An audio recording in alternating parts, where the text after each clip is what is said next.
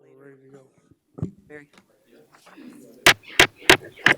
Welcome everybody to the November 21st, 2023 Board of Commissioners meeting. Please silence your cell phones, pagers, and other electronic communication devices. Agendas and speaker request forms are located at the back of the chambers.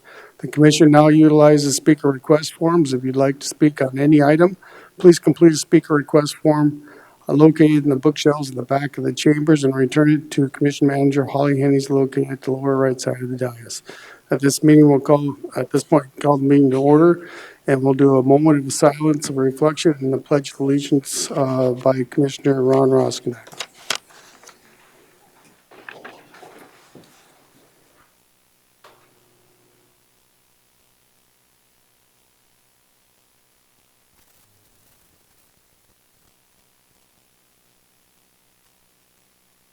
Thank you.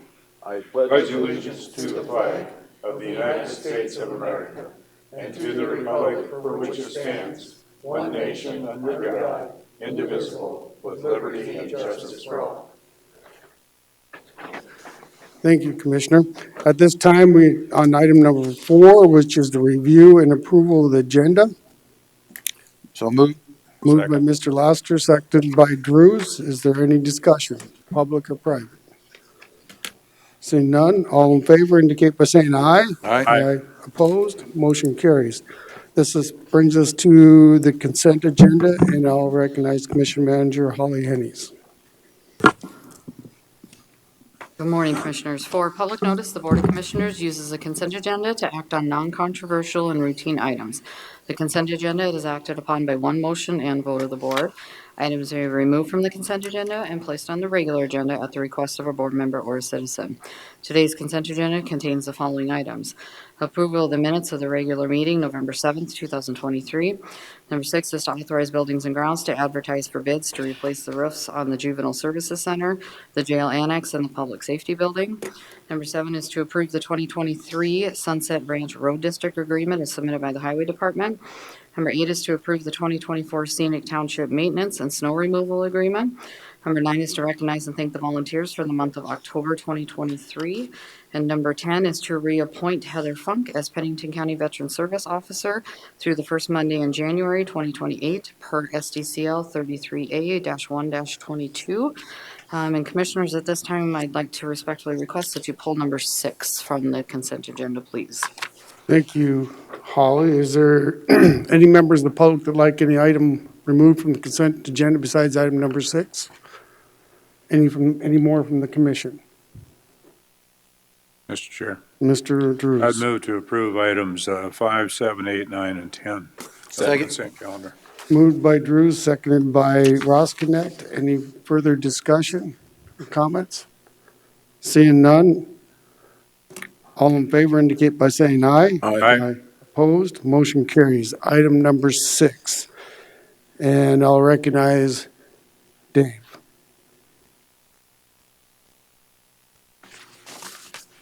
Good morning, Commissioners. Dave Eccleston, Assistant Director, Buildings and Grounds. We had to change the request to just request request for a bid for juvenile services roof. After discussion with the architects, we figured it was not fair to ask any contractors to hold their prices for more than a year. So we are reducing what we're asking for by just going to one roof for next year, and then next year we'll be back for another roof. Okay. Is there any questions for Dave from the commission? No, thank you for the update. So I'd look for a motion to authorize Buildings and Grounds to advertise for bids to replace the roof on the Juvenile Center. So moved. Second. Moved by Lassiter, seconded by Hadcock. Any further discussion from public or commission?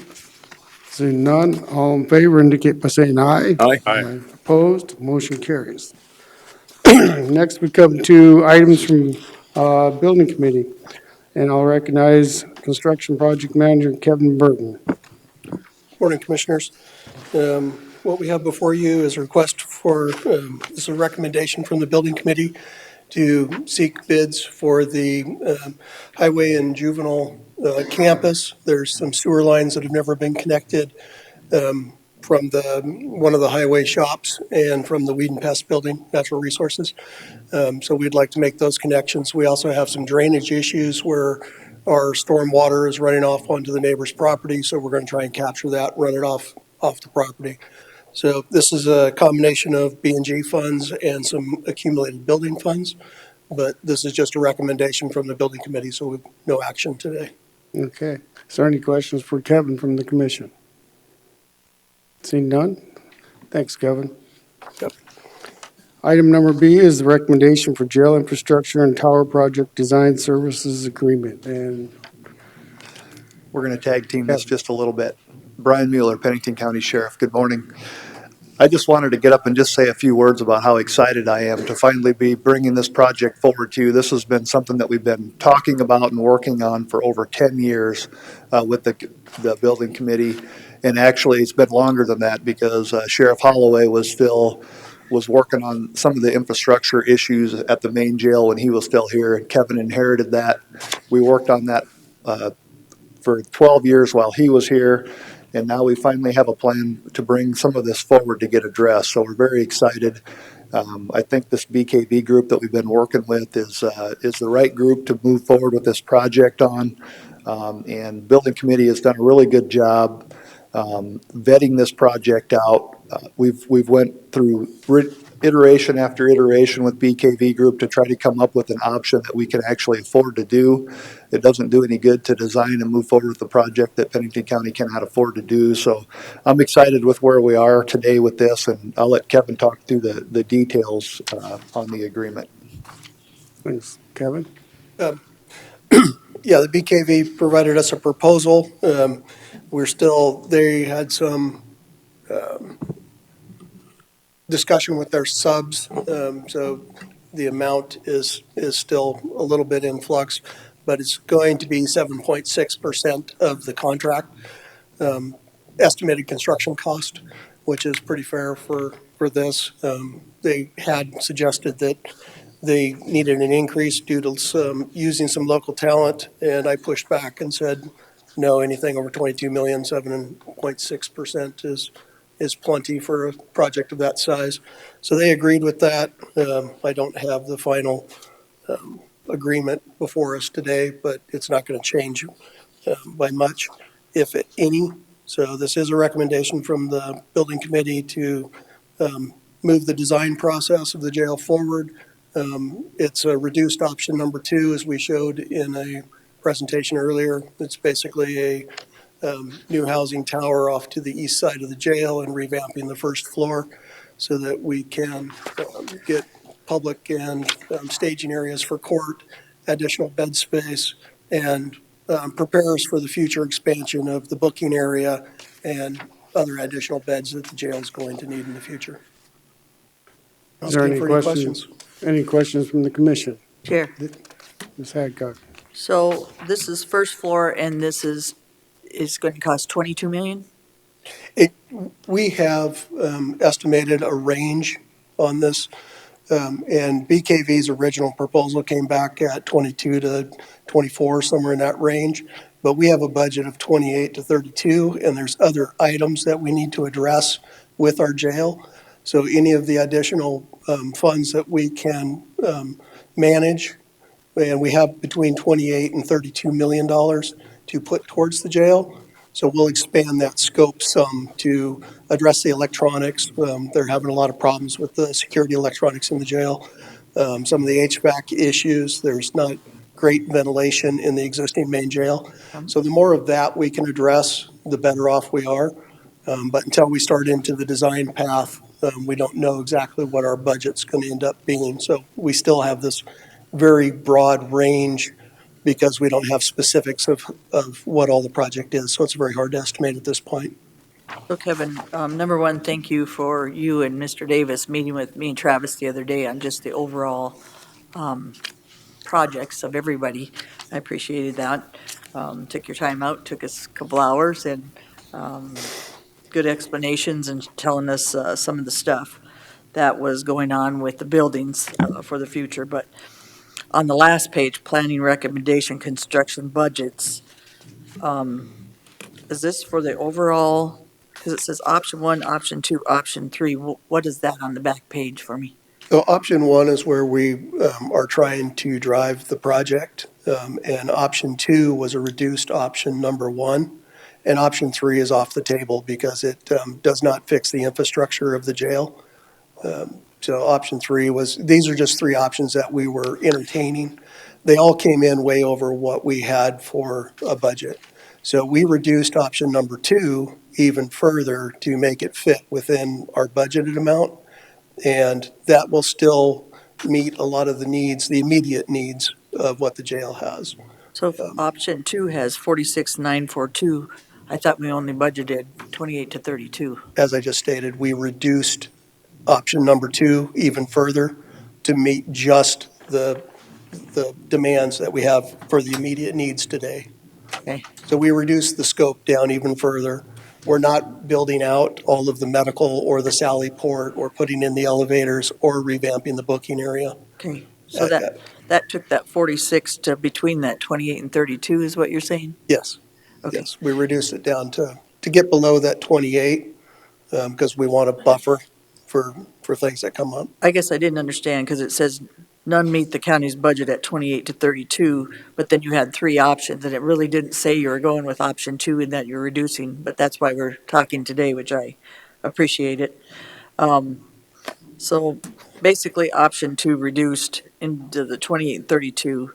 And yes, we do, it's a have to for the jail. It's not a want. It's definitely been a need for a long time with the infrastructure, and I've been in favor of this since we started. So if we're staying within that budget, you've done a good job, Kevin. You said you did the other day. You loved your job, and it's showing through some of the reductions and stuff that you're doing and working with Brian and his team to make sure that happens. And bottom line is, again, the infrastructure is huge in that jail for it to be functioning now or for the future, so. Yeah, as our base reduced number 2, we are addressing all of the lateral sewage lines. Yep. That's a given, so that's built into our price.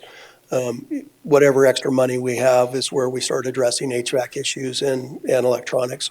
But yeah, we have to get the sewage waste out of the building correctly. And so we're that's a given in this project as to how we can address it on that first floor. And that's been that cast iron pipe for a long time. And then when I went to visit, just on some other issues, I saw him digging some of that up, and then he kept finding more and more. So again, that's been an issue since the beginning of when I started. So I'm really glad that we're addressing the infrastructure and the things before we decide to build up or add more to it. So I'm in favor of doing this at this time, just because it makes sense and it's something that's well needed for a long time. With 600 people, it's pretty important that you flush the toilet, it works. It's true. Is there any other comments from commissioners? I'll just say is I'm excited to see this because I agree with Ms. Hadcock. You know, the infrastructure has been on our radar for quite a while, and getting the underground first is the key part, and plus adding some of the beds. And then if we can stay within budget, we can move up with some of the other stuff that needs to be done. But I think it's been great work, not only on the building committee's part, but also B&G for their preventive maintenance. I mean, you guys have carried us along for a long time, keeping us going by following through with the preventive maintenance, just as we were talking about with the roof too. So I just want to give kudos to both the Sheriff's Department and B&G. I'd like to piggyback on that a little bit. When the lift station wasn't working correctly, we had a man stationed there to push the button because it wasn't working automatically. So B&G really does go above and beyond to make sure that we're making everything work right. Absolutely. They do. They even run temporary water lines when we need them. And garden hoses. And, yeah. Yep. So we appreciate it. Thank you. Any further questions from the board? Seeing none, thank you guys. Appreciate it. Next, we come up to item number 12, items from the auditor, and I'll recognize Cindy Moore. Good morning, Commissioners. Cindy Moeller, Pennington County Auditor. The first item that we have before you is the renewal of the retail on-sale liquor with Sunday sales license for the Gaslight. We look for approval for that license renewal. Is there any questions from Cindy on this?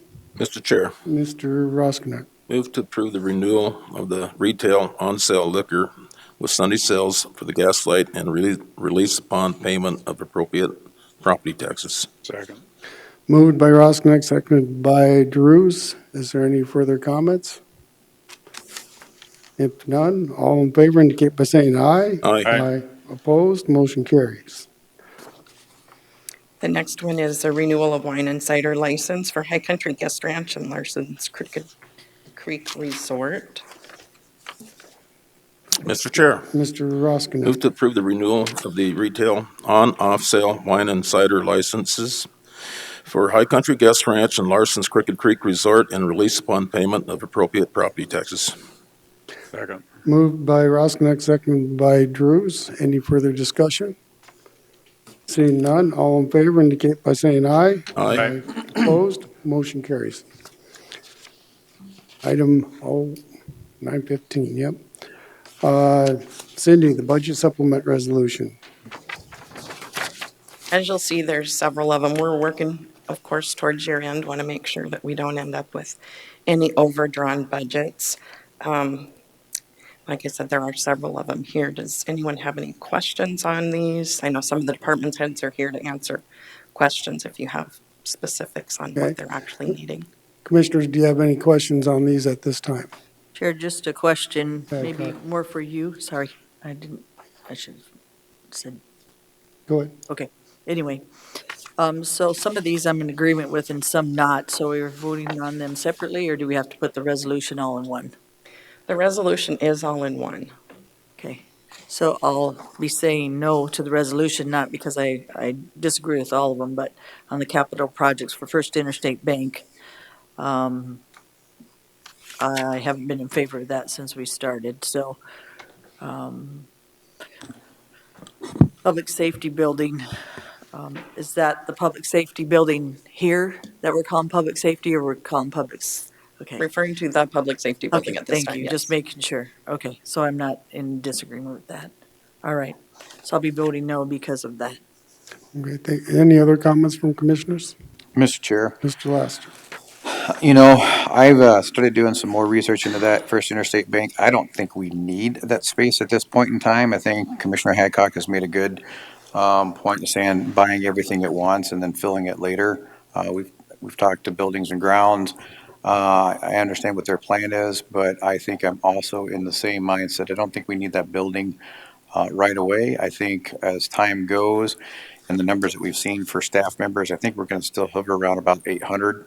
And I don't know if we need the space to compensate for that as we move forward, because I don't think we're going to fill it right away. So, I mean, you can always buy space and say, oh, let's fill it, but I don't think we're going to fill it to meet the needs of our staff spacing requirements. So I'm going to vote no because of that reason. Okay, I thank wish you, we could Mr. pull that particular piece off, but Thank you, Mr. Laster. Is there any further comments from commissioners?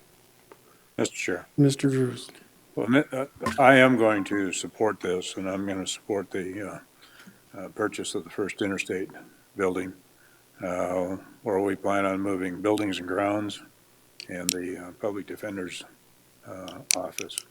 I think the need is there, and it obviously does allow for some expansion over time, but I think it's necessary for our current operations too. So I'll be supporting it. Thank you. Mr. Chair, Mr. Roskinek? so the way we vote today isn't necessarily going to benefit this administration.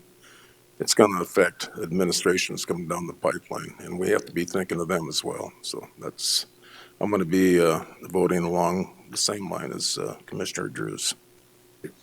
My comments are, as I supported for the reason that, number one, we've been looking for a long time for Buildings and Grounds space. We've got people that are in closets over there and partitions between the walls for the work environment and so forth. And that was one of the goals that of getting some more room for B&G for quite a while, even with some storage rooms. And along with the public defenders, we know that's going to happen too. So, those are my thoughts. And from there, do we have any more comments before we go to the board? Chair, Ms. Hadcock? just to reiterate, I believe that building and ground needs a building, but I think at this point, we're doing wages, we're doing buildings, and we're doing many things right now. And if I could make sure that they were taking care of their wages and was done correctly through a wage study, I think the people here are more important than the buildings. I also believe that the public defender needs extra space for 5 employees. We also, again, we're not moving the police department over here. That contract was never signed, and so we have 2 extra spaces after going over those with, again, full disclosure with Mr. Davis, our Buildings and Grounds department head, and Kevin Burton, that there's plenty of space for public defenders over here. So for me, the building across the street might be a want, but I don't think it's needed at this time. Thank you. Any further discussion? Seeing none, I'd look for a motion. Mr. Chair, Mr. Drews. I'd move to approve Budget Supplement Resolution SP 23-001 as presented. Second. Moved by Drews, second by Roskinek. Geraldine, we'll do a roll call vote, please. Drews, Aye. Hadcock, No, Lassiter, Nope. Roskinek, Aye. LaCroy. Aye. Motion carries 3-2. Thank you. Thank you, Cindy. Next, that brings us to items from the Highway Department, number 13, and I'll recognize Superintendent Joe Miller. Good morning, Commission. Joe Miller, Pennington County Highway Department. Up in front of you, item A is a professional service agreement with KLJ for the construction administration for our 3 bridges that we have under contract for next year. This is part of the requirement for the big funds from the state. 2 of these bridges will be reimbursed at an 80% rate. The other one will be 100% our cost due to we didn't have big funds to cover that one on Norris Peak. It's Bridge 308-298, I believe. Hang on. Yes, 308-298. I believe the cost for that one was like $24,000. It should be in your packet there. But with the big funds comes this, and it's the 2 will be reimbursed at an 80% rate. So with that, I'll stand for any questions. Any questions for Joe? move approval. Second.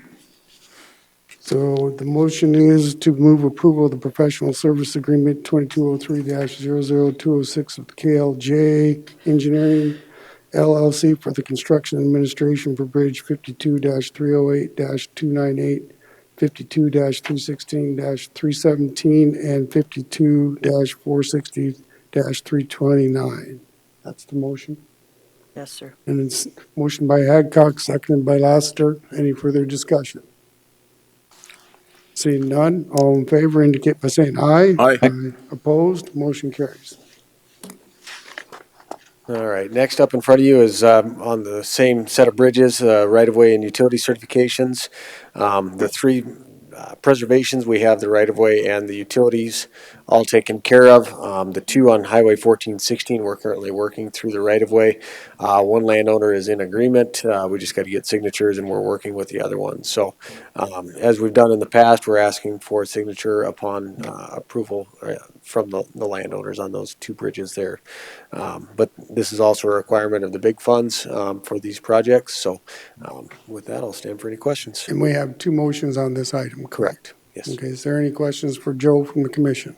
Chair, Ms. Hadcock? move to approve the right-of-way and utility certificates for bridges 52-310-306, 52-314-432, 52-318-318, 52-319-268, 52-320-312, and 52-457 and 406. Second. Moved by Hadcock, seconded by Lassiter. Any further discussion? In public comment? Seeing none, all in favor indicate by saying aye. Aye. Opposed, motion carries. Mr. Chair, Mr. Laster. move to approve utility certificates for 52-511-280 and 52-512-280. Moved by Lassiter, Second. seconded by Drews. Any discussion from public or commission? Seeing none, all in favor indicate by saying aye. Aye. Opposed, motion carries. Item number C, dust abatement policy.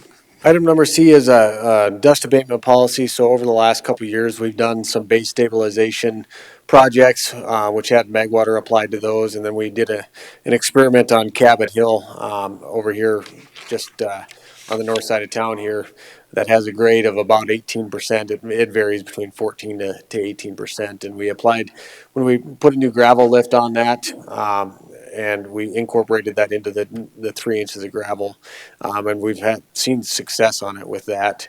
I know I was dead set against this about 3 years ago. So after some research and learning what other counties do and watching how it does work, I think there's an opportunity for us to cut some costs and extend our gravel life and reduce our maintenance with the approval of this policy. Currently with the roads over 150 ADT, if you look at the gravel roads manual, it says anything over 150 ADT, you should be looking at some sort of treatment, whether that be a Magwater or blotter, which would be an asphalt surface treatment like we did on Sage Creek. So anything over that 150 ADT, it gets kind of pretty tough to maintain successfully with just your surface and gravel and all the tools we have in our toolbox. So if we take just the roads that have over 150 ADT, it's about 26 miles. The cost for that generally, with this year's pricing, we don't know what next year's pricing would be, is about $250,000. So, and that's accounted for in our 2024 budget. Thank you, Joe. Is there any questions from the commission? Chair. Ms. Hadcock. I'd like to thank Joe because I did also the research on how many counties were doing at least the ADT at 150, and that's been a while. So I appreciate you moving this forward. It also is for safety on our roads, and infrastructure, you know, for me is very important. And also because of the increase of the ATVs that are going in through Commissioner Ross Connect's district, and that makes a huge difference for some of his areas as well. So I appreciate you moving this forward and you changing your policy accordingly. Any other questions? Mr. Chair, Mr. Roskinek. yeah, I agree with the safety, but it also, to me, it's preventive maintenance where we're gonna, yeah, there's some cost up front, but in the long run, we should see some economic benefits. Thank you, Joe. Any further questions? I would move to approve. Moved by Roskinek to approve the amendment to the dust abatement policy. Is there a Second. second by Hadcock? Any further discussion from public or commission? Seeing none, all in favor indicate by saying aye. Aye. Opposed, motion carries. Thank you. Thanks, Joe. Next, this brings us up to item 14. These are items from chair and commission members. This is a time for individual members to bring forth ideas or concerns to the full board. Official action will not be taken on any items brought forth at this time. Direction may be given to bring items back before the board for future consideration. Is there any items from the commissioners? Mr. Chair. Mr. Laster. Just give the board a heads up. Yesterday, I visited with the Green Valley Sanitation District. If you don't know, I think we're all aware, they've had an issue with their water. They got that whole water system figured out. And now they're having an issue with their sewer. That's the area that whenever it rains and floods, all their septic tanks back up and everything gets out in the public. They've been working this process to get sewer to them. They may be putting together a presentation to come ask for county help. I asked them, I said, well, first, we're going to want to know what you're levying and what they're paying and all that kind of stuff. They've got grants already from SDDANR and everything, but they're just short because they've maxed out everything that they can get for it. So I'm working with them to make sure that they've got their levy set like it's supposed to be. They're going to be reaching out to Cindy to make sure that's solid. And there's one other option that we discussed about them to visit, because it'd be nice if they could get more money before coming and asking the county. But because it's a public safety issue and it's dealing with them getting just the last little bit of funds to get that project moving is why they're going to come before us and give a small presentation for consideration in the next budget. But I wanted y'all to be aware that it may be coming. They may come sooner just to give us some heads up information. Well, appreciate that, Travis. I know they've had some problems out there for quite a while, and they've had some holdups, and I'm not sure of all the details of all of it, but at least they're still working on it and coming up with some ideas, so appreciate the heads up. Absolutely. Ms. Hadcock. Again, I'd ask for, as commissioners, we, not individuals, but we as a board and department heads I've had talk to me if we could get some training on executive session, things that would be pertinent for us to learn. At this time, I think some of the stuff that we're finding could be done a little bit differently. So I would ask again if we could have some training on that. And if people didn't want to come, that'd be fine, but at least we'd have that opportunity to move that forward for the board or any department heads or even employees. Okay. I can get with legal staff and regular staff and see if we can come up with a date and send out some options. Appreciate that, Chair. Any further things for item 14? Seeing none, we'll move on to meeting and committee reports. And first on the list is Travis. All right, Mr. Chair, the one that I went to this last couple of weeks was LEPC. There's only a couple of things to note. They just completed another class for their CERT in October. Their hazmat team had about 40 calls for service, mostly gas leaks. And it's basically from construction work and things of that nature. So just keep mindful that, call for those locators so you can make sure we're not hitting lines. And the other is they've been talking about a commodity flow study. They got a grant for about half of the cost of that commodity flow study. So that's a good chunk of money that they don't have to spend out of their budget for that. So outside of that, that's all I've got for LEPC. Thank you, Travis. Mr. Drews. So actually, we had two South Dakota Association of County Commissioners board meetings, one on November 13th and then again yesterday. Both of these are to discuss how we proceed relative to the recommendations of the Legislative Study Committee on County Funding. Keep in mind, any legislation adopted to shift some costs from counties to the state would probably only impact the last half of the 2024 budget cycle. There's much work left to be done in regard to this by counties, but we do have an opportunity to hopefully stop mandates from the state and have some of those costs assumed by the state. Also, on November 15th, I did attend the Wall Economic Development Annual Meeting. They had an excellent turnout for it. They celebrated entrepreneurs, startups, and business owners. The Community Enhancement Award recognized the Wall Rodeo Booster Club for improving their facilities over the last 10 years. And the Business Development Award was presented to Dahl's Chainsaw Art, which is a new business in Wall. That completes mine. I was not in town, I was in Pierre, so I didn't attend the building committee. Thank you, Mr. Drews. Mr. Ruskin.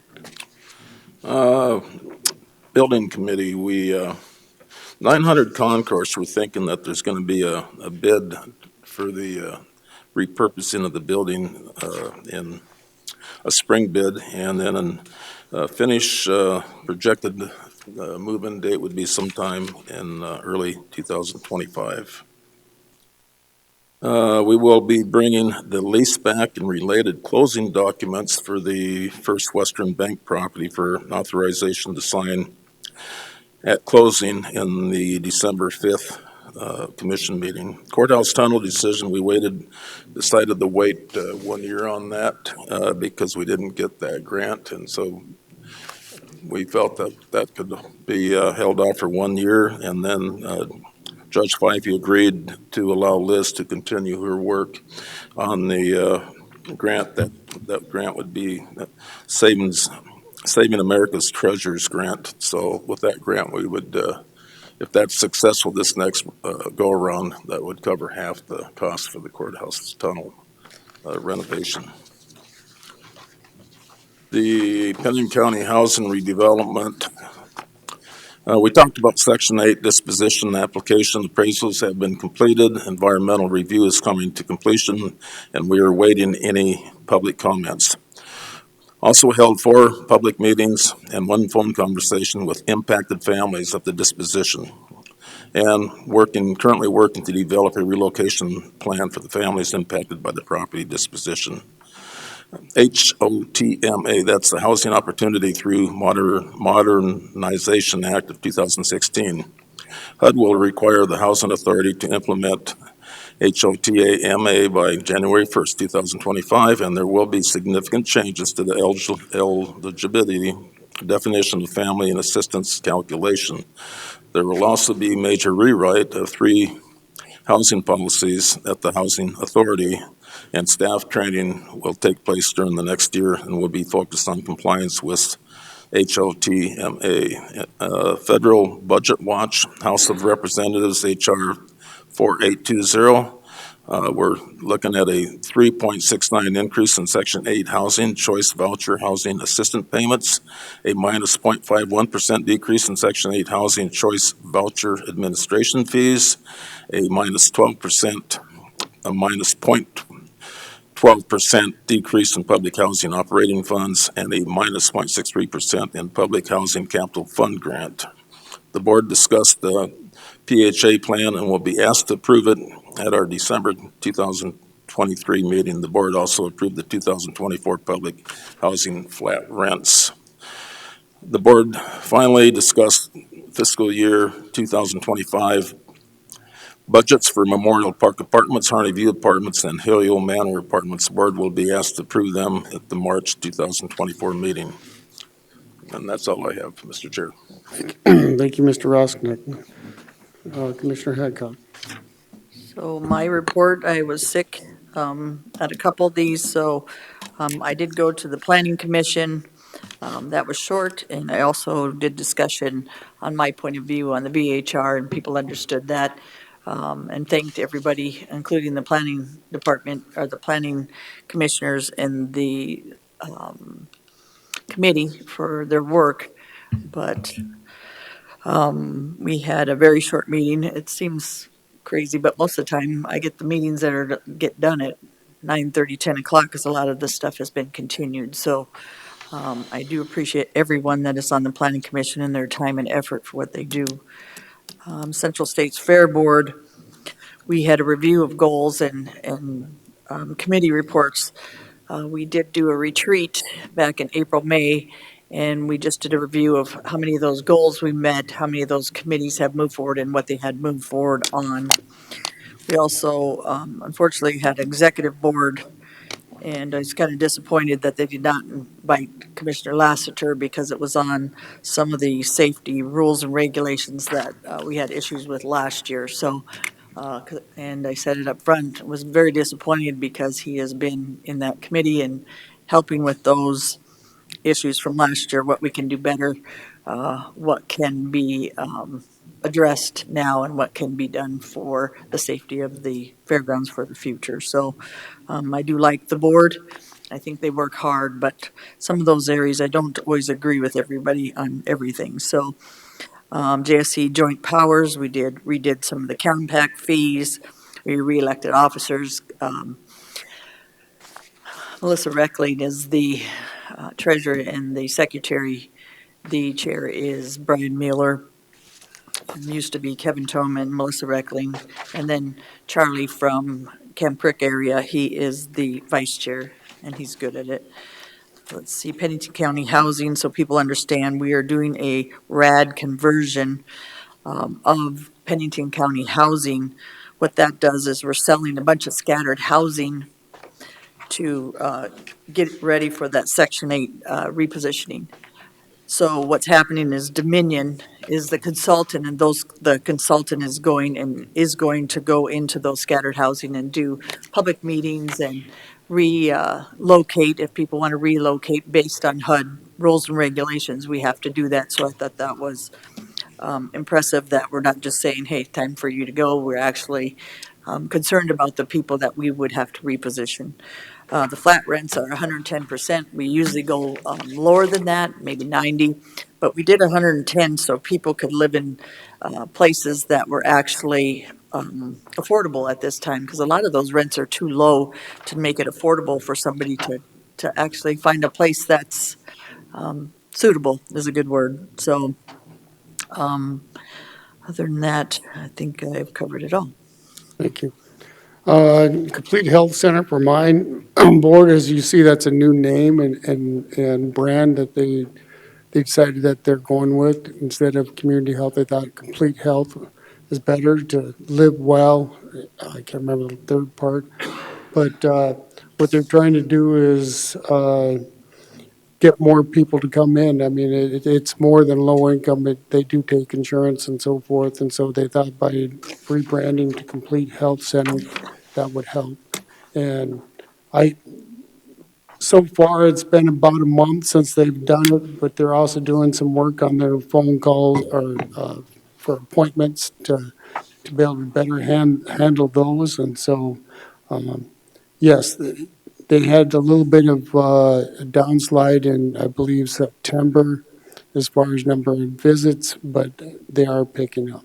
So they didn't see any real downtick from what they called Medicaid expansion. You know, people were earlier getting, when it stopped in July to now. So they're still working hard, and they added another physician.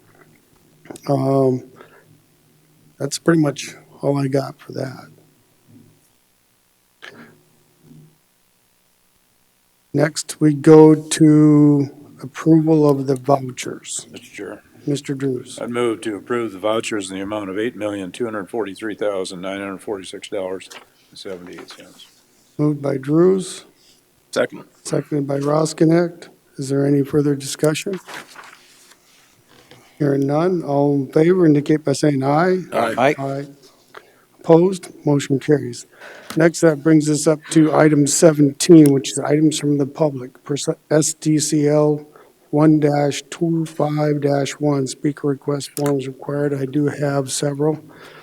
This is a time for the members of the public to discuss or express their concerns to the Board of Commissioners on policies and issues affecting county government and its function. Action will not be taken during this item on any issue brought forth that are not properly noticed. Speakers under this item will be recorded in the minutes and the name of the area of the interest. The first speaker request form I have is Bill Clements.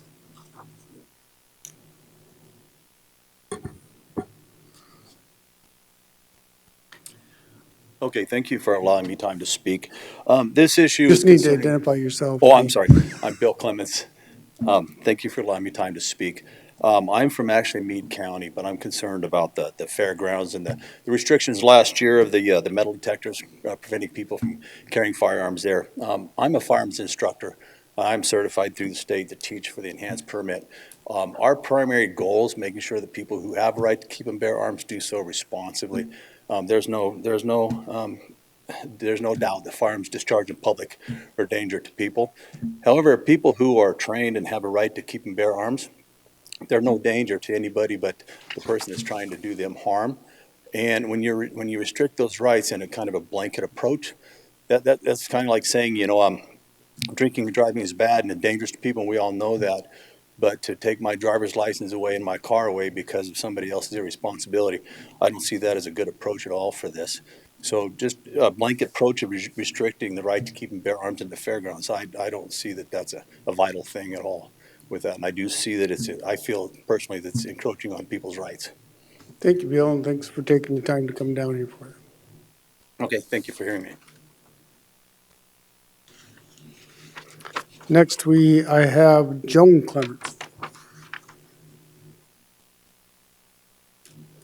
Just a reminder, Joan, you got to identify yourself for the record. Thank you. Good morning. I'm Joan Clements, and I am here to speak on the prohibition of people entering the fairgrounds that were carrying firearms by the metal detectors that were put in place for the 2023 fair. It is against the law, according to the codified law 7-18A-36, and it prohibits any counties or any agency to go above and beyond the state law regarding where people are allowed to carry. We are a constitutional carry state, and it goes against that law to prohibit people from carrying at a public event. There is no law stating that that is allowed, that for any, like I said, entity to be able to do that legally. That is totally against the law. And like I said, the fairgrounds are public property, and it is maintained by public tax dollars. So to do that is totally wrong. We're a constitutional carry state, so we don't need a permit to carry in public areas.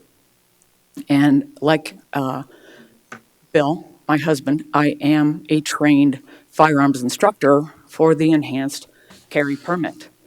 We do train the laws regarding those in South Dakota during our class. We're required to do that in order for people to get an enhanced permit in this state.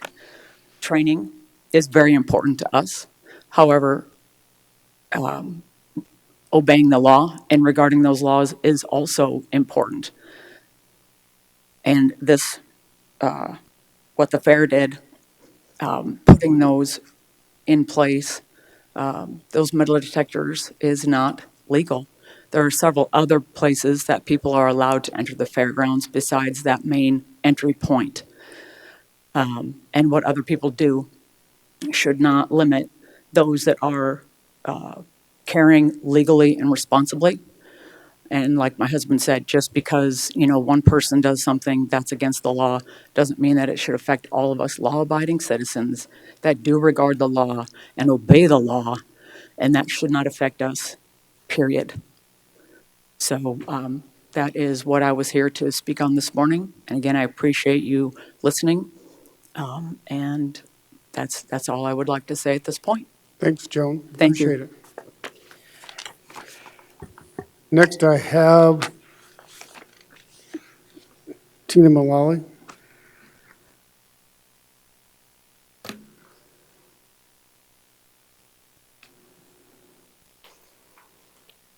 Good morning, Commissioners. Tina Malali from Rapid Valley.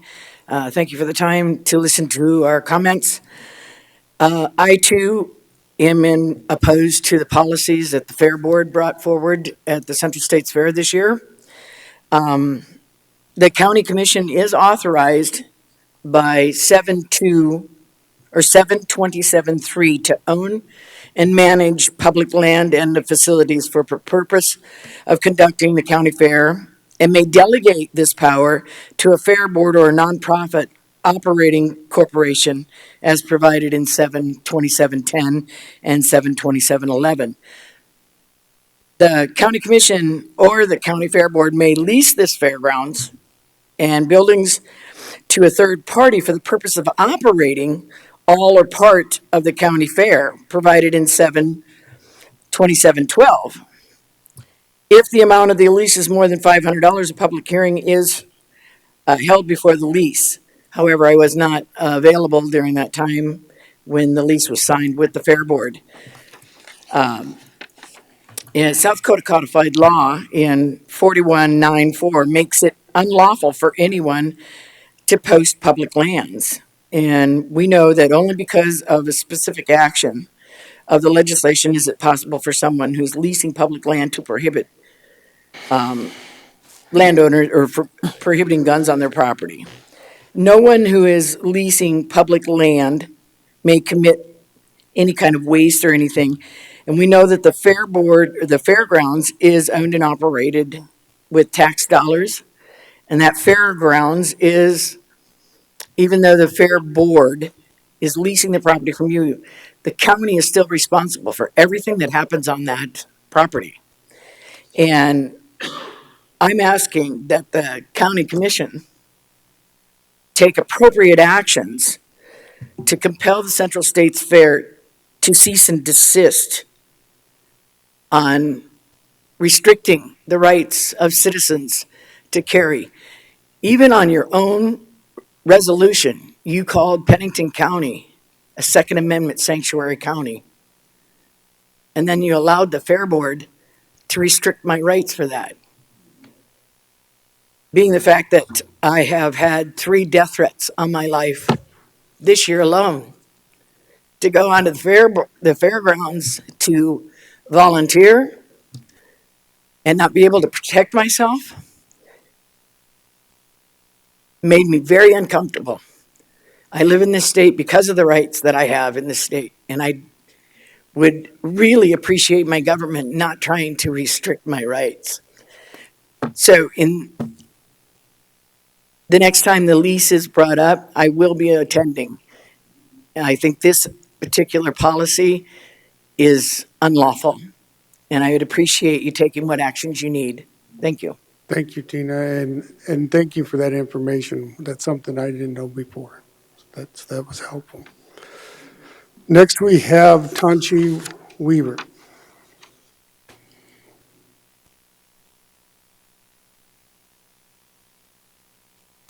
Morning, Commissioners. I'm Tanchi Weaver, and I'm speaking for South Dakota Citizens for Liberty, as well as myself. And the topic is the same.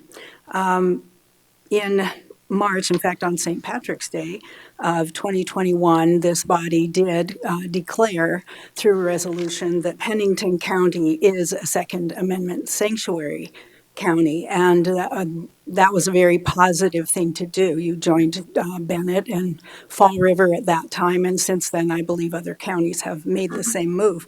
But then in a totally contradictory move this August, the Fair Board policy required that people surrender that right in order to attend the fair. I am someone who always goes to the fair, who always volunteers and spends time there. I did not go this year because I was not willing to surrender my own right to self-defense. This created a de facto gun-free zone. And I will say that gun-free zones basically affirm the old adage that it pays to advertise. All of the mass shootings that we've seen have taken place in workplaces, schools, theaters, concerts, parades, malls, places that declare that they are gun-free zones. And law-abiding citizens always want to comply with authority. And to me, this is irresponsible because it encourages people to put themselves at risk. I don't think anyone here even believes that magnetometer created a safe condition, but it created an illusion of safety that encouraged people to come out and put themselves at risk. So anyway, I would point out that the possibility of resistance is the best deterrence. And that's why we are a constitutional state. That's why people like me and others take the courses that Bill and Joan offer, because we want to be responsible with our rights, because every right carries also a responsibility. So I think creating the illusion of safety is a disservice to the public. Encouraging the public to be responsible with their rights is a service to the public. So I would encourage you to issue a public apology for what transpired this year and assure the public that in the future this will never happen again. Thank you. Thank you, Tanchi. Again, I'll read, this is a time for members of the public to discuss or express their concerns with the Board of Commissioners on policies and issues affecting the county government and its function. Action will not be taken during this item on any issue brought forth that are not properly noticed, and speakers under this item will be recorded in the minutes with name and interest. So your names and what you talked about will be published. So we appreciate your guys' time. With that, I would move on to, we have a time gap. We could take a recess till 10:30. Mr. Chair, move to take a recess until 10:30. Second. Moved by Ross Connect, seconded by Drews. Any further discussion? Seeing none, all in favor indicate by saying aye. Aye. Aye. Opposed, motion carried.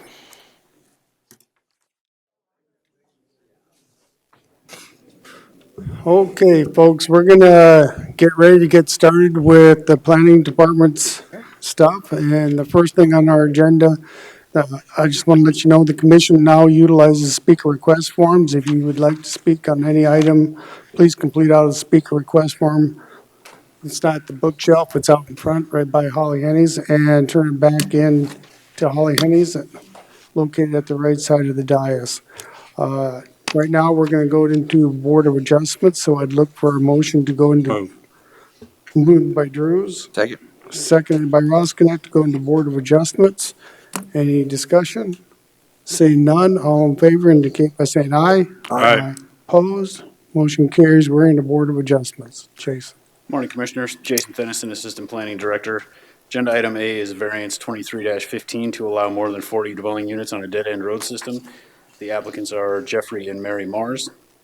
Location of the property is 8550 Countryside Boulevard. It is 40 acres, currently zoned suburban residential district.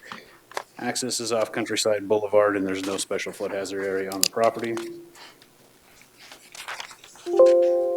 When basing their recommendations, staff does take a two-prong approach.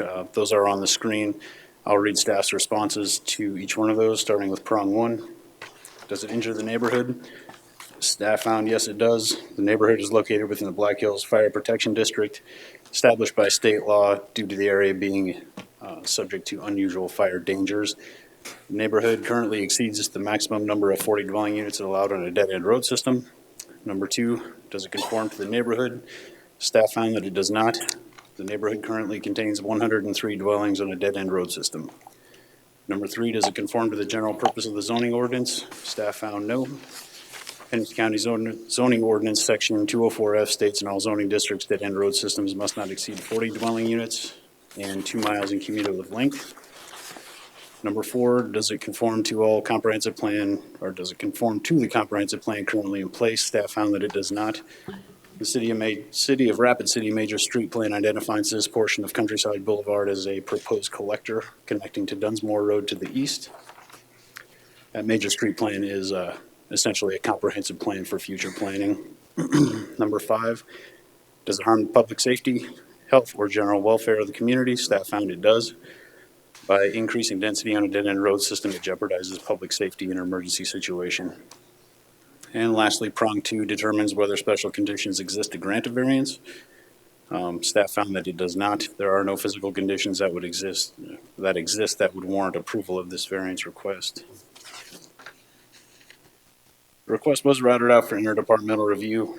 Pennington County Emergency Management stated that they cannot support the requested zoning variance due to ingress and egress congestion, concerns during potential resident evacuation and emergency fire suppression efforts during a significant wildland interface fire scenario. Those full comments are attached to your packets.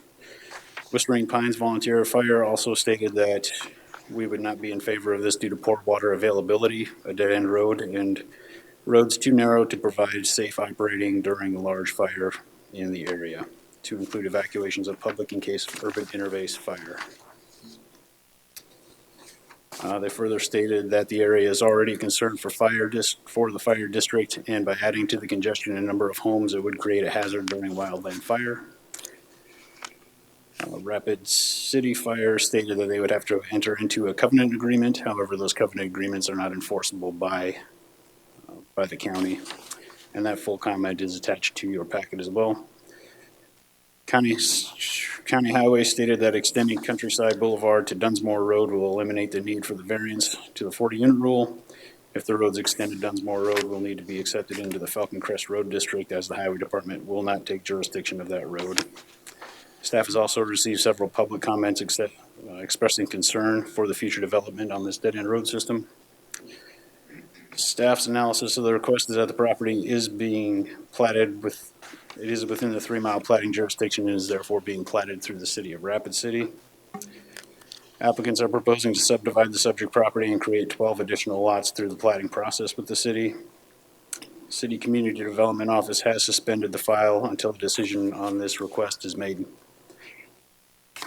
The city's major street plan, so this is the proposed development on the screen for you. These are the 12 lots that are proposed to be added.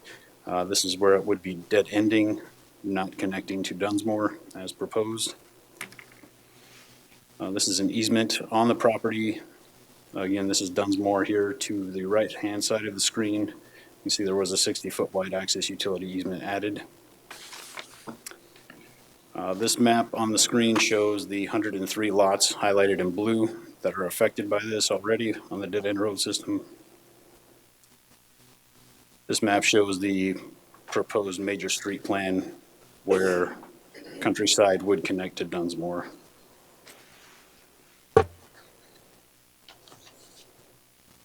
Mr. Chair, just a clarification on that. When you say major street plan, is that the plan of is that the city's? Yes, this is Okay. the city's major street plan, essentially a comprehensive plan showing where future roads should be developed. Okay, that's what I wanted to clarify. Right. So again, the request will add 12 additional lots taking access off of a dead-end road system for a total of 115. The applicant has stated the property will enter into a covenant agreement with the city of Rapid City to ensure sprinkler systems are installed in all residences as they utilize, and they will utilize fire-resistant building material to reduce the risk of fire hazards. However, again, the county cannot enforce city covenant agreements. The other 103 residences on this dead-end road system likely do not have the fire sprinklers, so staff does not believe this course of action sufficiently addresses the ingress and egress safety concerns for the other 103 residences. Pennington County Emergency Management and the Whispering Pines Volunteer Fire Department are opposed to this request. Again, staff has received several public comments expressing concerns regarding the future development on this dead-end road system. Staff recommends no further development occur in this area until Countryside is connected to Dunsmore and provides a secondary means of ingress and egress. There are no physical hardships that will warrant approval of this request, and denial of this variance would be consistent with recent board actions taken on similar requests regarding Hart Ranch Road West and Bradsky Road. I also have pictures. So this would be from Dunsmore Road looking to the west. There are some utilities that would need to be rerouted to connect that, but I have already reached out to Black Hills Electric Co-op and they said it's doable. This would be the view from the opposite side of the property looking towards the east. It is flat, there's no topography issues. With that, staff recommends to continue variance 23-15 to the December 5th, 2023 board meeting, as the state's attorney's office would request more time to research potential options that may avoid this request altogether. However, if the board disagrees and chooses to decide this item, staff recommends denial as it is counter to the public safety interest. Further, there are no special conditions on the subject property that would support approval. So Jason, your first recommendation is to continue to December 5th meeting to give legal time to Correct.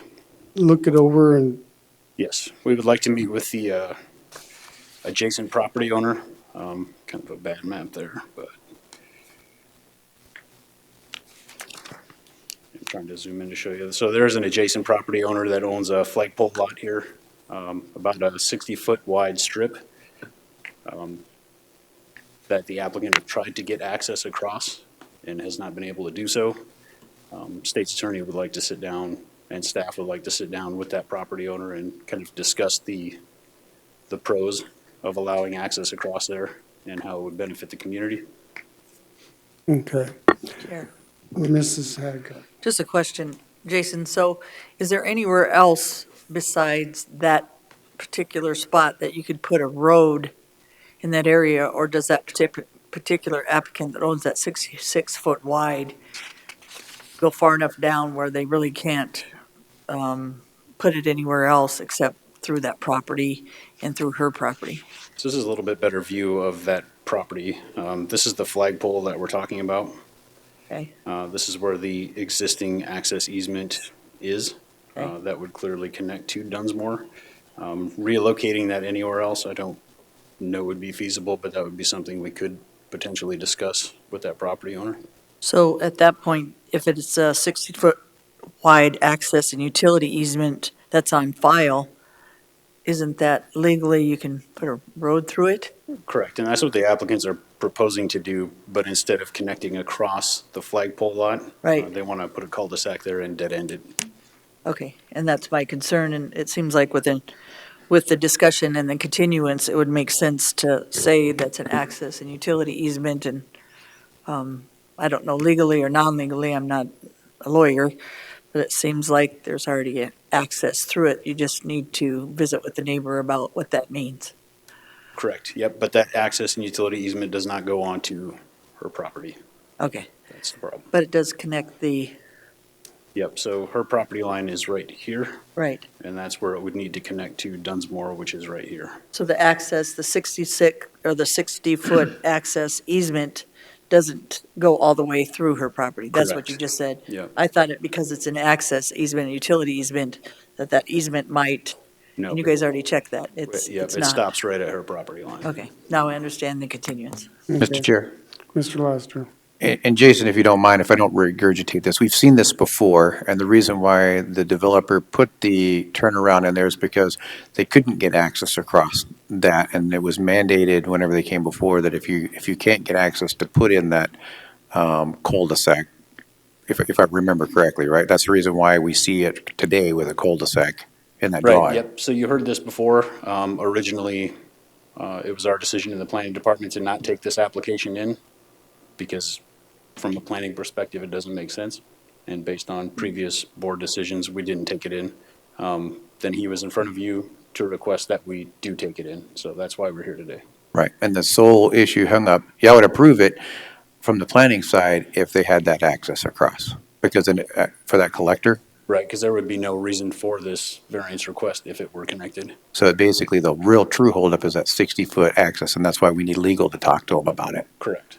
Sounds good. Yep. Okay. Sure. Mr. Drews. So Jason, what's the distance, do you know, between Countryside Boulevard and Dunsmore Road? This strip of property here, I believe it's 60 feet wide. And it's 60 by 60, essentially. Okay, thank you. So I'll make a motion unless someone wants to visit. Well, I've got several speaker Oh, request okay, forms. sorry. Sorry. I No, didn't- you're okay. So what I'd like to do, are the applicants here? Now, would the applicants like to wait till after the public comment? I have like 5 public comments. Would you all want to speak before or after? I think I'll go first. Okay. Just come on up and identify yourself. Jeffrey? TJ with Black Hills Realty. I'm here on behalf, sorry. Okay, go ahead. On behalf of Jeffrey and Miriam Mars. So, yeah, we've talked about this before, and we've tried to get access that 50 feet through Donheiser's property, and her attorney are both just saying no. They just do not want access through there.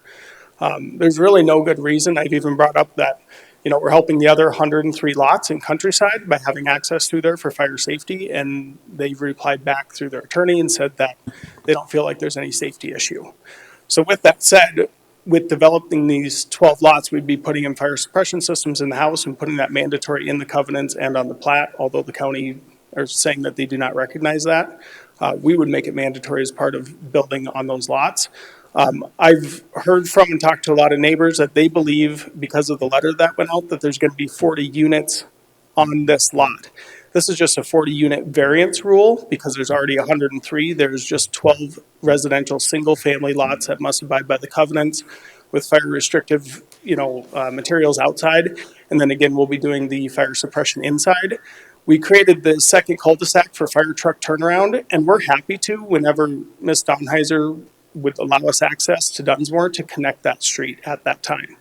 At this point in time, she will not. We're happy that the state's attorney might be willing to reach out to her, but she has just been a hard no. I've talked to her and her attorney 5 times about this. They just do not want anybody driving through there, regardless of the situation, is their big hangup. They don't want any more traffic. So with that said, I'm available for any questions by the public as well. Is there any questions for TJ from the commission? Thanks, TJ. I'll go to the public comment.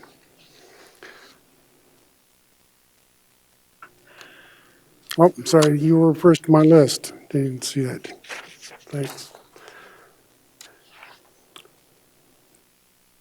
Noel Hamel?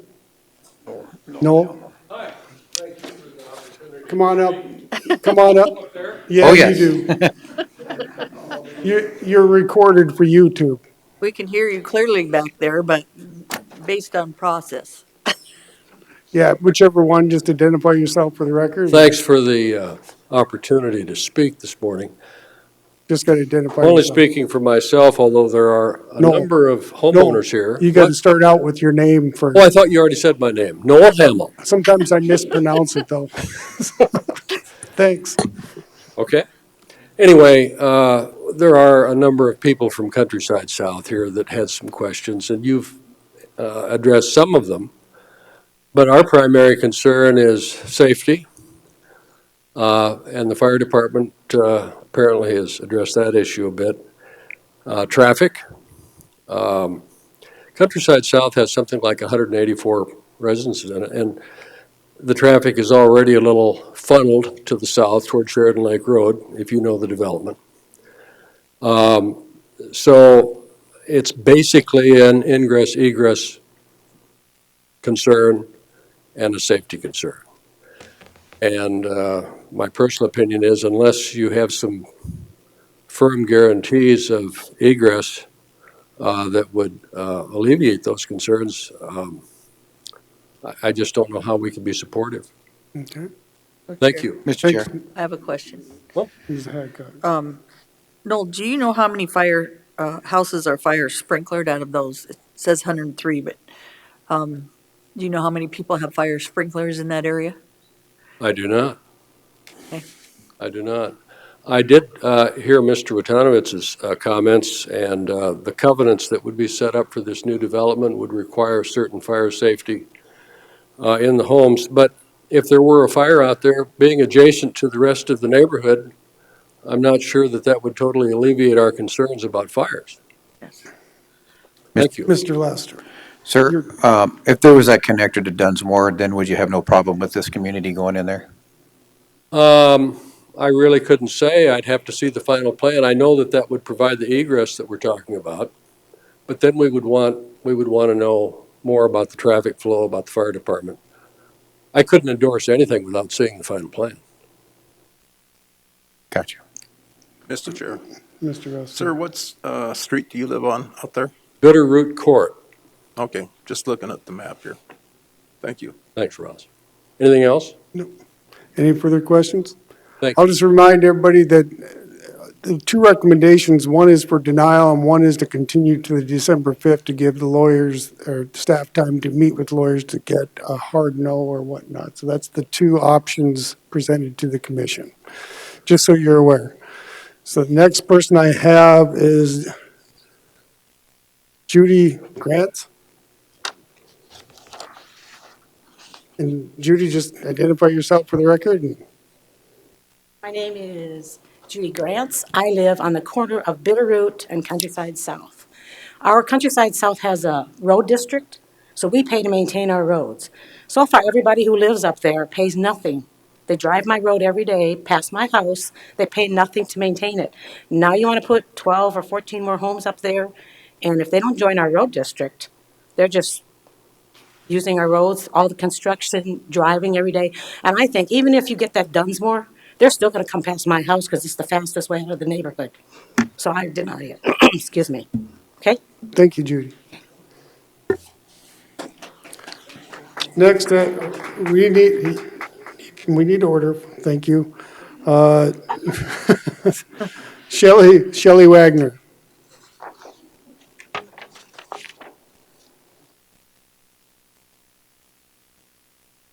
Shelley, just before you start, I'll lay out some rules.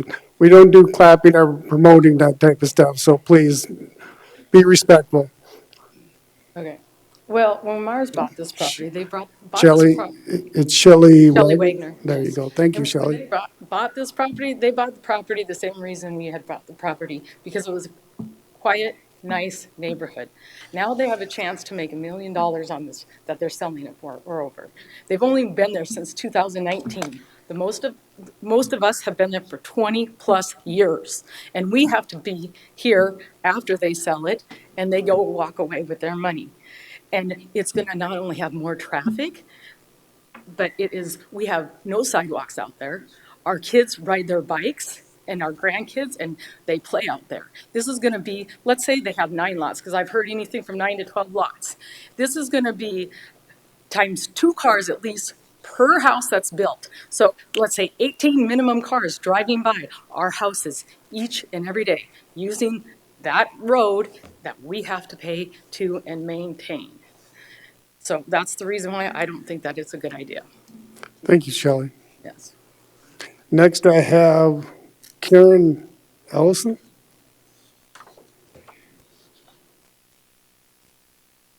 Or is it Eliason? Ellison, okay.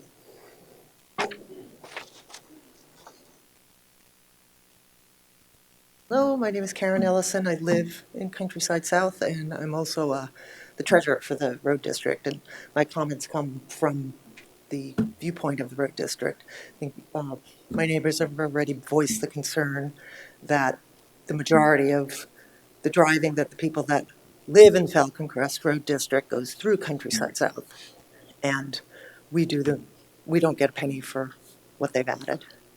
There's the evacuation, fire control issue that is of a big concern to the road district. We're not clear what the liability is for somebody from another road district driving through our road district. I know we have to keep certain public officials, insurance policies, in case somebody hurts themselves. And it doesn't make sense. I think even if it would be ideal if they could tie into Dunsmore, but even if they tie into Dunsmore, as Judy said, they're going to be driving mostly through Countryside Boulevard to access their homes. So I feel bad that the people that that have invested money in this property want to build it, but it would very negatively affect the road district and our community. Chair. Thank you, Karen. Ms. Hadcock. Just a question, Ms. Karen. Do you know in your road district how many houses are sprinklered? I do not. I've only been here 8 years. Do you have sprinklers? Or I do not have sprinklers. Do you have a well system? It's through the Colonial Pine Hills Sanitary District that we get our water. Thank you, ma'am. Yeah. Sure. Mr. Drews. So Karen, I want to just pursue the road district just a little bit. So I take it that the road district must have been developed before further development in the area? Yes. Okay, and so the road district doesn't carry on to the newer development in there? Correct. That predates me. I've only lived in the community for 8 years, and the other 2 road district board members had to work and couldn't get to this meeting. But my understanding is that they talked to Mr. Haney, I think is the owner or was the owner of that big piece of land, and now it's been subdivided. And they wanted them to join the Countryside South Road District, but they created Falcon Crest Road District for maintenance of their roads. So there's actually 2 road districts in the area? Yeah, there's the majority is covered by Countryside South, and where the Countryside South subdivision ends, there's that tiny little bit of land, a tiny little bit of road, and all the land that is off of that is in a different road district. So Karen, how many members do you have in your road district then? I think all the homes that are in the subdivision, which is 183, and I believe we annexed one that's off of Limelight Lane. That was, again, before I moved in. And in 2021, another home was built off of Limelight Lane, and we need to go through the procedure to annex them into the road district. Okay, thank you. Mr. Chair. Mr. Laster. So as far as the road goes, if they come into your road district, does that alleviate some of your concerns? Because then you have It those definitely properties. alleviates some of our concerns and my concerns. I work from home, and in the past 5 years, there have been 2 homes built, one on Limelight Lane, and there was just a tremendous amount of trucking, heavy trucking going in and out and in and out and in and out. And there's another one that was built at the end of Countryside Boulevard. I don't know whether that home's in Falcon Crest or Countryside South Road District, but I cannot imagine the amount of trucking that would occur for building 12 homes back there. And it's a lot of wear and tear on the roads. And it's not fair for us to have to pay for all of that wear and tear when it's for another road district. Is there any further questions from the commission? Thanks, Karen. Thank you. I have next Mike LeMay.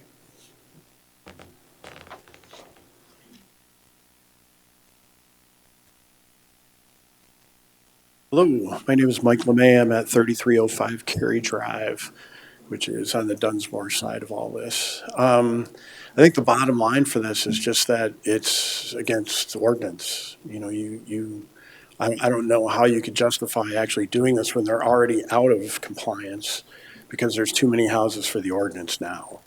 So unless that gets opened up, and it sounds like it's not going to, I can't see how this can actually be done legally. I suppose you could do it, but it wouldn't be right because you might as well rewrite the ordinance if you're going to do that. So, yeah, that, and even if it does open up, I don't know if you've been through those neighborhoods, but the roads are not wide. There's no sidewalks. The increase in traffic through the Dunsmore area would be really tough on all the neighborhood. I just don't see it as being a good idea for the neighborhood. So I would be opposed to it. Thank you, Mike. Chair. You. Ms. Hadcock. Mike, do you know about the water and sewer systems? Are they throughout those 2 districts, those road districts, or do you know, Mike? As far as I know, we're all on septic. I know I am. Water is all Colonial Pine Hills Sanitary District, I believe. And I don't know any of my neighbors that have. I mean, our houses were built in the 70s. I'm not sure. Countryside was probably more early 80s. But I doubt that any of them are sprinklered. I can't imagine that they would be. That wasn't a concern back then. Do you know why I'm not understanding? Maybe I needed to ask Jason that. So they need to do fire sprinklers instead of going to the sanitary district. Is there a reason? Are they full or they don't have capacity? Maybe Jason knows that, Michael?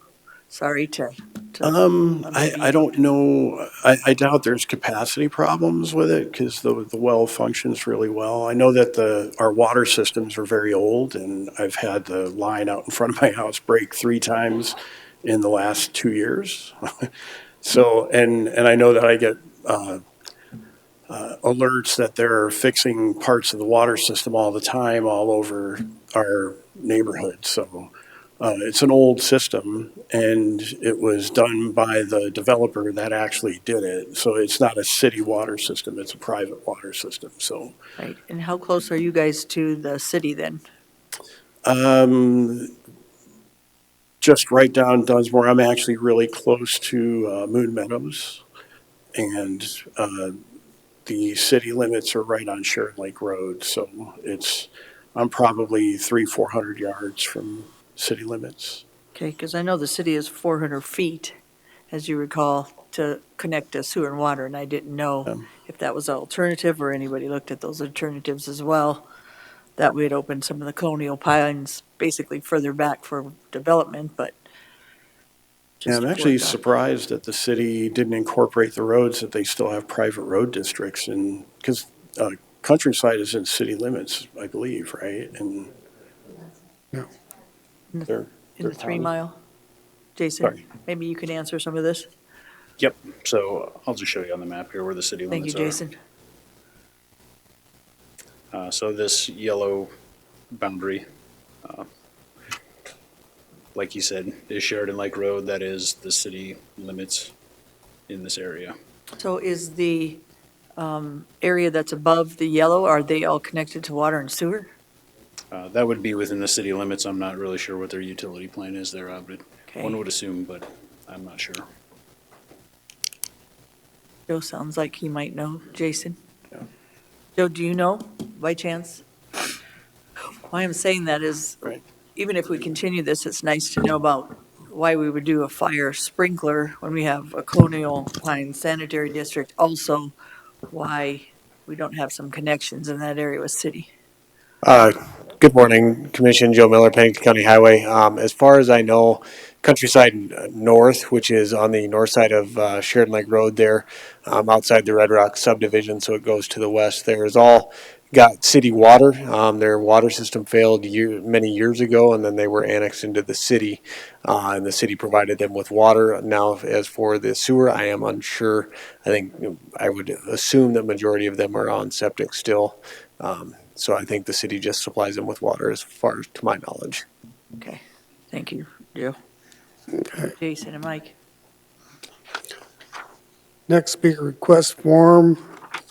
I'm having a tough time with the writing. Barth. Is it Bart? I must be close. You have to identify yourself. Your handwritten is kind of. I mean, the penmanship? Is that you?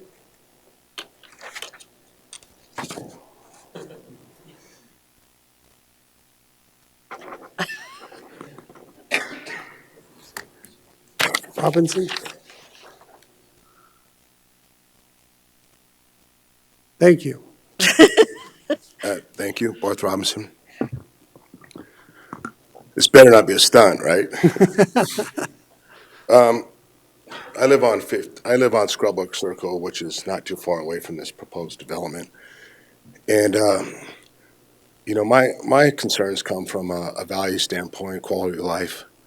I'm pretty sure that we could meet all the engineering, safety, and all these concerns that we think exist or pose a problem.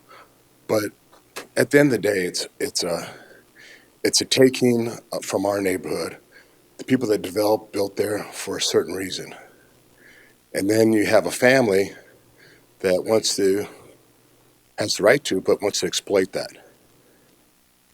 And take away and give access to our neighborhood to the rest of Rapid City by having a connection street go through there. So, if I wanted to live in a high density area, I would have chosen another place. But this development will bring a lot of nuisances, and it is a nuisance to what we already have. So those are my concerns. Thank you, Bart.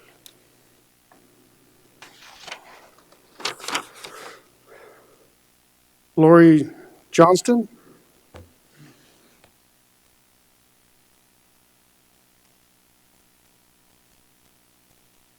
Good morning, I'm Lori Johnston. Thanks for the opportunity to speak. I have a couple two-part question or comment. First comment or question would be, there's remaining acreage that's available there, owned by Mr. Mars, and I believe there's another adjacent 28 acres that is there. And my question would be, what is the plan is there a future phase 2 proposal there for further development? Would that be another 1 acre lots, half acre lots? How much more development is looking to be proposed in the future? So that's one concern. My next concern would be that, so I live on Dunsmore, and I live kind of at the cusp of where you're talking about or proposing to have access into Dunsmore. So my question would be, why are we looking to have one neighborhood being relieved of all that traffic and then being brought upon to Dunsmore Road. And so putting our neighborhood at expense to relieve the traffic to another neighborhood. There's a lot of safety concern there on our neighborhood on Dunsmore and that existing neighborhood in that we do not have sidewalks. We do not have street lights. We have hidden corners. We have, or curves. We have hidden driveways. We have kids that are walking fair amount of distances to the bus stops. And I just don't agree with putting one neighborhood to the expense of safety for releasing it from another neighborhood. Thank you. Thank you, Lori. With that, that's the end of our speaker request forms. I'll just reiterate again that what's presented to the commission is two options, is to continue to the December 5th meeting, to have staff and so forth meet with legal to see if there is an option to connect the road or not. If it's absolutely not, their second recommendation is for denial. And Chair, sorry. yeah, so your second recommendation is for denial. So with that, that's what's presented to this board at this time. I do want to thank everybody for being here today. You guys took time out of your day to show your concern, and that means a great deal to this commission. With that, I'll go to Ms. Hadcock. Quick question. Jason, just a quick question. Is that a minor, Dunsmore, minor or major connector? It's a collector. That's what the major street plan has it It's a what? identified. A collector. Okay. Tell me what collector is again. It connects local roads. So collectors are just for a second access. It's Collector would be the next step up from a local road. So it would connect out to Sheridan Lake Road is kind of the idea behind it. So is collector minor or is it just collector? Let me see what they had. Sure. It looks like a minor the way it runs through as far as it does, but I know it's not major because it's not a highway, but. Yeah, I think they just said a future collector is what they had it at. I don't believe they had major or minor associated with it. I appreciate that, 'cause to me, just looking at what Dunsmore looks like a minor that goes in all the way through. And it seems like at this point, for me, the 40-unit rule, if they get the connection, then they fit that. If they get the, for the second access, if the water and sewer is met in that area, infrastructure for me is huge. Unfortunately, when somebody owns the land, for me, it's those major concerns.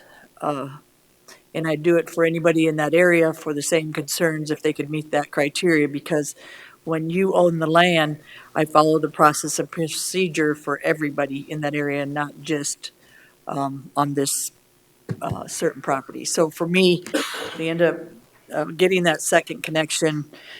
The sewer and water is met like the other properties in the area, and there's not going to be a burden on those water or sewer systems through this.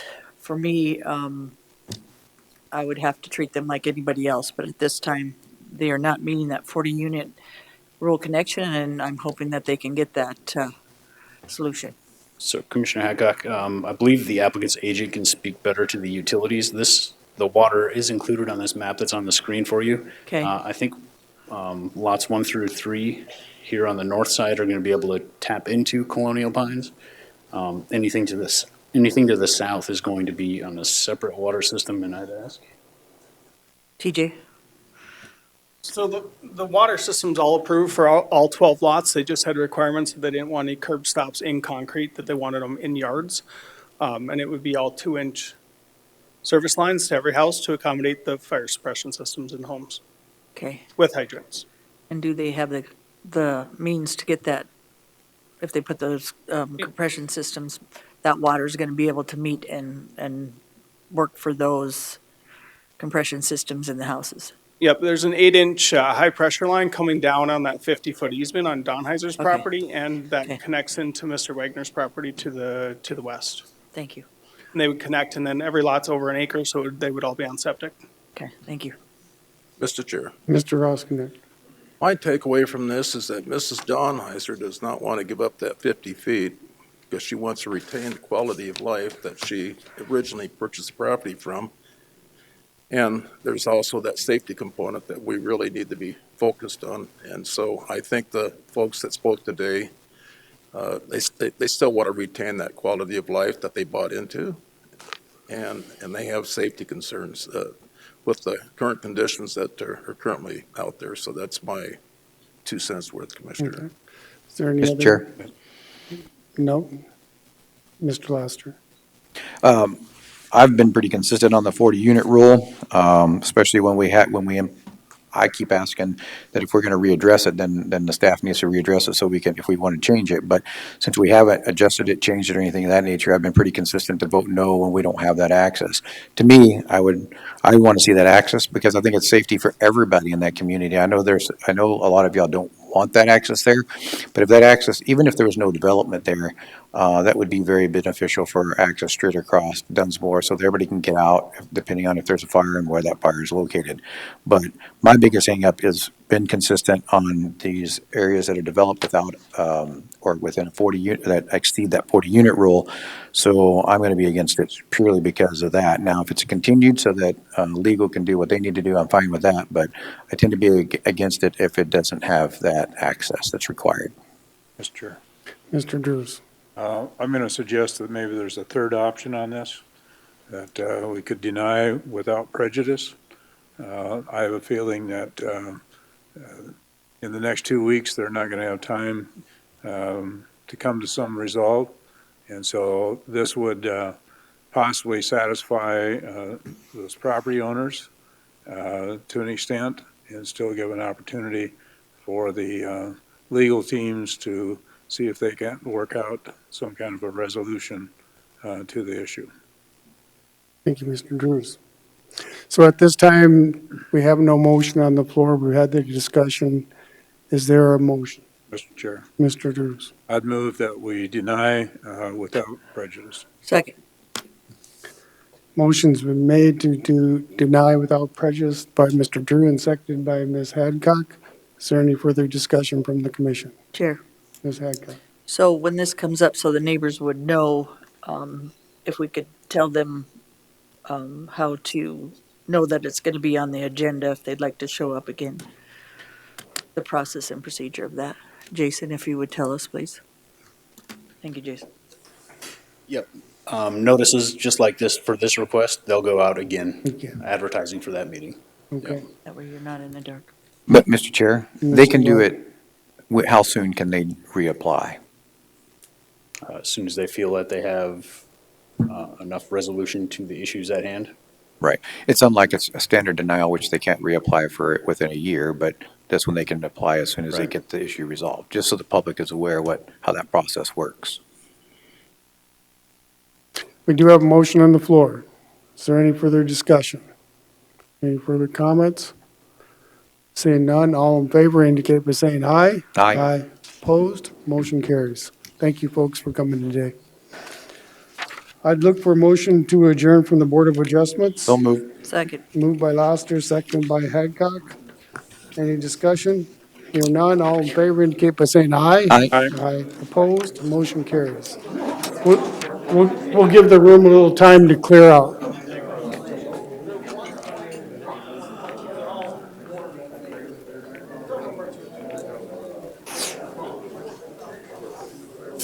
So Peter, sweat.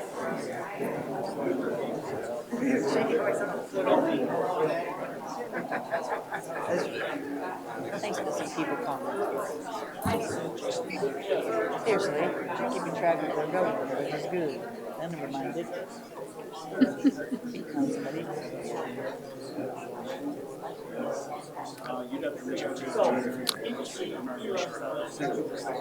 Thank you, folks, for coming today. If you could take your conversation out in the hallway, that'd be greatly appreciated so we can continue on with business. Mr. Chair. Mr. Can I Drews? ask Brittany a question relative to this last part on the road district? Sure. Brittany, to expand a road district, they would have to annex? Is that the process they would have to go through? Yes, they would have to, and they would actually have to go through the auditor's office, and it would be an agenda item on your agenda as a resolution. Thank you. Okay, I Yeah, think like we have it's already. quieting up. Folks, we're going to get started with the rest of our agenda. I'll recognize Brittany Motor. The Board of Commission uses consent agenda to act on the non-controversial, oh, you read that, don't you? Yeah. You can read that. I'm Brittany Molitor, Planning Director. The Board of Commissioners uses a consent agenda to act on non-controversial and routine planning and zoning items. The consent agenda is acted upon by one motion and vote of the board. Items may be removed from the consent agenda and placed on the regular agenda at the request of a board member or a citizen.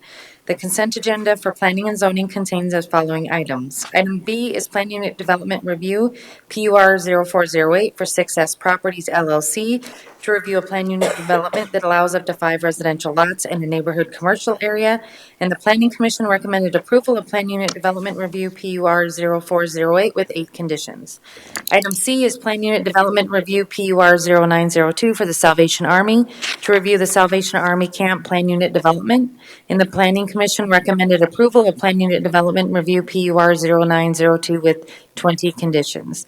Item D is Major Plan Unit Development Amendment Review, PUR 1806 for Catherine Sapinski, to review an existing plan unit development to allow a single-family residence to be used as a vacation home rental.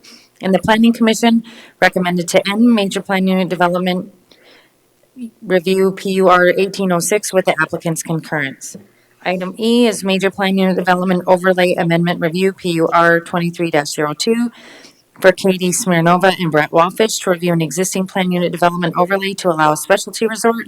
And Planning Commission recommended approval of major plan unit development overlay amendment review, PUR 23-02, with 30 conditions. And finally, item F is major plan unit development amendment review, PUR 1906, for Rockerville Goldtown LLC, to review an amendment to an existing plan unit development to allow for townhomes, apartments, and commercial businesses. And Planning Commission recommended approval of major plan unit development review, PUR 1906, with 23 conditions. Is there any questions for Brittany? Mr. Chair. Mr. Laster? Brittany, item E, how was that meeting? Was it good? Was there a lot of complaints or issues? There were no questions. Okay, thank you. So at this time, are there any members of the public who wish to remove any items from the planning consent agenda? See none. Is there any commissioners who wish to remove any items from the consent agenda? Seeing none, I would look for a motion to, Sure. Mr. Drews. I'd move to approve the planning and zoning consent agenda as presented. Second. Moved by Drews and seconded by Lassiter to approve the consent agenda. Any further discussion? Seeing none, all in favor indicate by saying aye. Aye. Opposed, motion carries. Now this is the one I do read. The following planning and zoning matters in our uncontested hearings are those which Planning Department has not yet received or provided comment contesting the item. The documents for each item have been reviewed by the commissioners, and the decisions during these hearings will be made based on information provided in the packet and a short presentation. If we receive a comment contesting the item, the matter will be addressed in the same manner as a contested hearing. Thank you. Good morning, Hey. Megan Talmadge. Staff would like to recommend that G and H be heard together. I'd look for a motion to suspend the rules to take up item G and H together. Moved by Drews, second by Lassiter. All in favor indicate by saying aye. Aye. Opposed, motion carries. Thank you. Thanks, Megan. Agenda item G and H is comprehensive plan amendment and rezone to change land use and future land use from rural residential to low density residential district. The applicant is Pactola Heights LLC, and this will affect all of the Pactola Heights subdivision. Their current zoning is rural residential, and their existing land use is vacant and residential.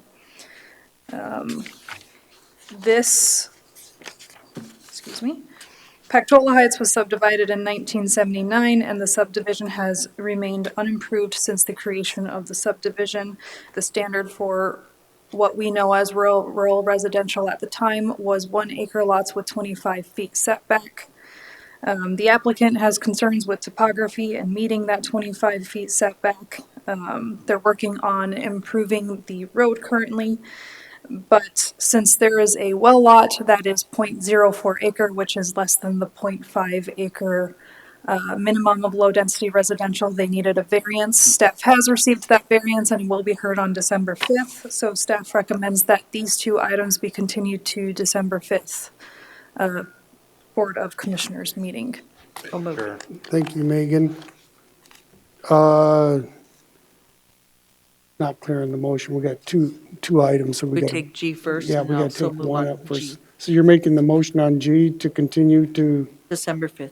is there a second? Second. Seconded by Mr. Drews. Mr. Chair. I think, Mr. Drews, did you have a comment? No. You're just, okay.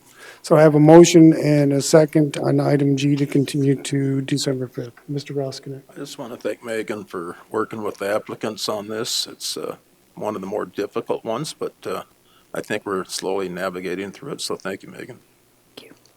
Any further discussion or comments? Seeing none, all in favor indicate by saying aye. Aye. Aye. Opposed, motion carries, and that was item G. Now we go to item H separately. Is there a motion for that? That would be to continue to December 5th also, correct? Yes. Moved by Drew, seconded by Lassiter, to continue item H to the December 5th, 23 Board of Commissioners meeting. Any further discussion? Seeing none, all in favor indicate by saying aye. Aye. Aye. Opposed, motion carries. Thank you. Thanks, Megan. That brings us to item I. Road construction within a section line right of way.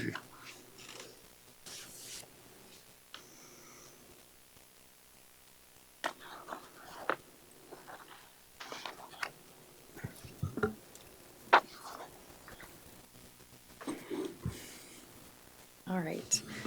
Item I is road construction in section line right-of-way, CS 23-05, to construct a road within the section line right-of-way between sections 25 and 26 for access to a single-family residence. The applicant is Paul and Virginie Gavick. The property is located at 24401 Medicine Mountain Road. And this essentially is just a request to cross the section line for a driveway. So you can see it's just a crossing. Right here, there's a single-family residence under construction there. The county highway is not opposed to this as it will be perpendicular to the section line and a private driveway. The road is going to be used for a residence and it does not meet the ordinance 14 standards, but that will be the next request. So with that, staff is recommending approval with 7 conditions. So moved. Moved by Second. Hadcock and seconded by Drews to approve road construction on section line right away, CS 2305 with 7 conditions. Is there any questions or concerns? Hearing none, all in favor indicate by saying aye. Aye. Aye. Opposed, motion carries. Next, that brings us to item J, which is another same item, the exception request for ordinance 14.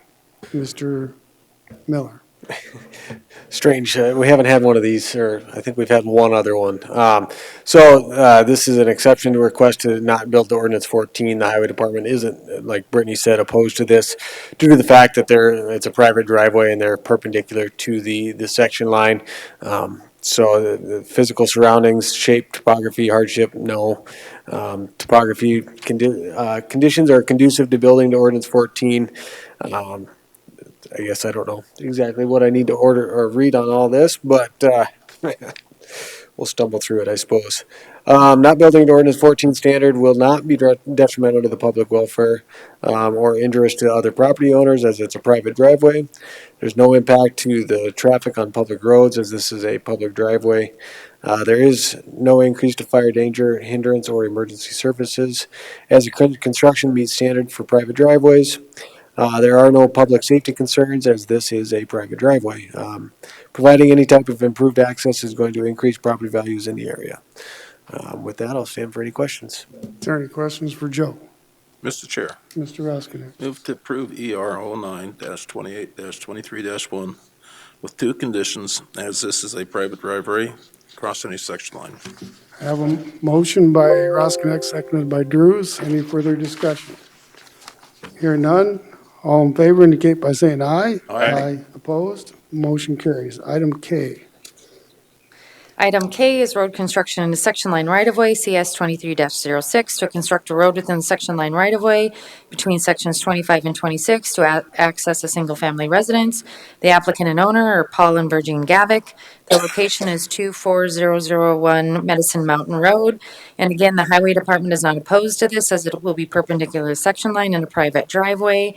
It is just that this property actually crossed two section lines for this same driveway.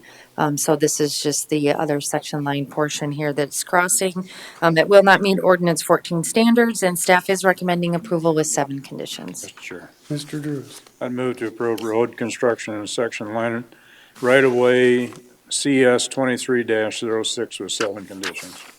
Moved by Drews, Second. seconded by Hadcock. Any further discussion? Hearing none, all in favor indicate by saying aye. Aye. Opposed? Motion carries.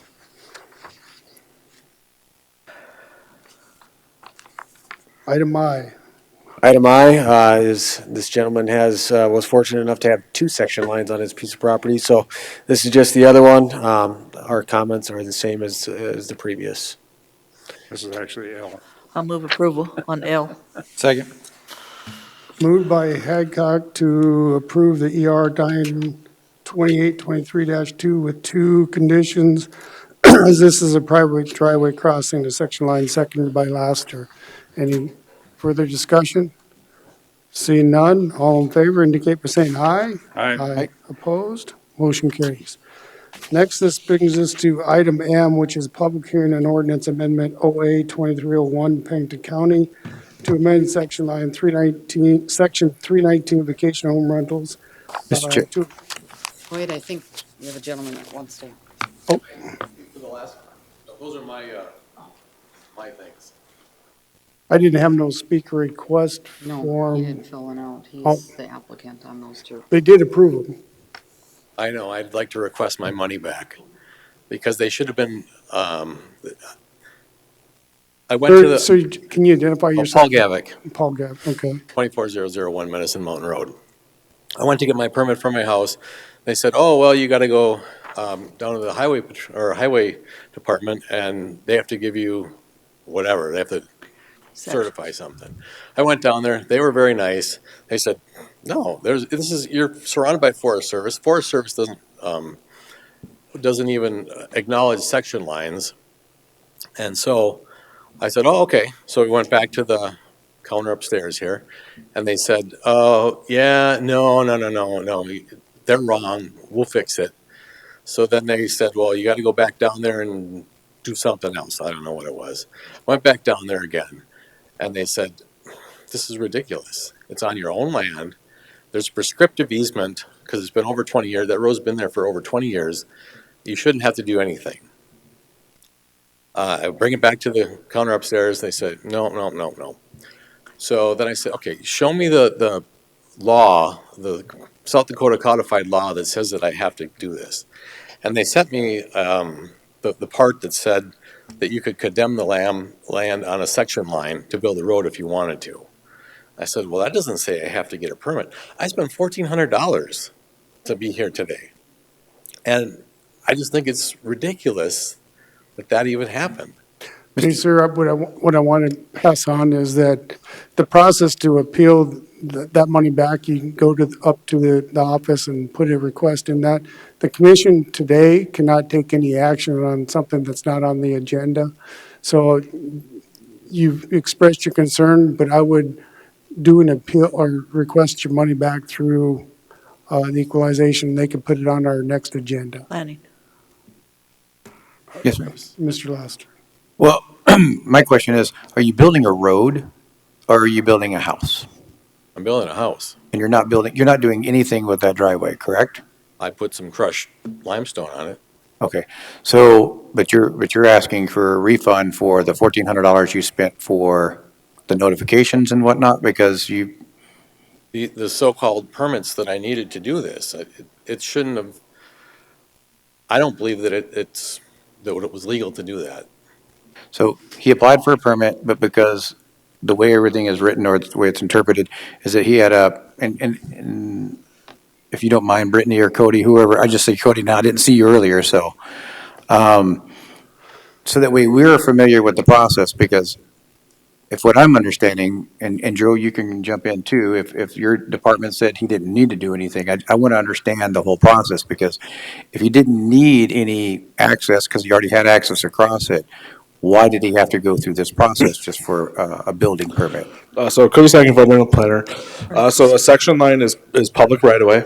So anytime you do work in there, you have to get approval from the Pennington County Board. That's what that permit's for.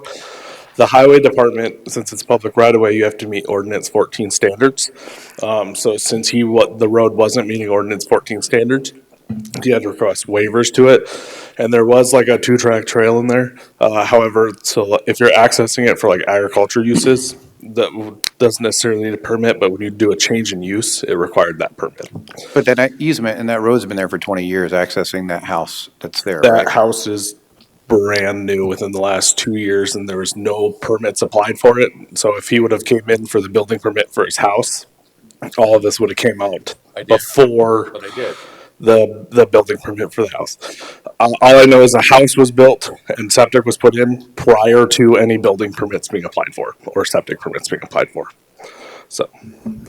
Okay, so the process, if he wants to appeal it, is to come up to your office and.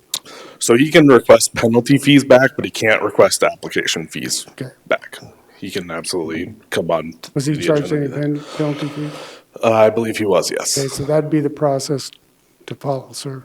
So then my recommendation is, if you wanted to appeal that, you appeal it and make sure that you're here for that appeal hearing in a time frame that you can be here. Were there penalties, fees on that? I believe there were. I'd have to look back. It's been quite a while since those were applied for, and I wasn't the planner who took those in. She's upstairs, so I'd have to double check and see. So I'm not sure.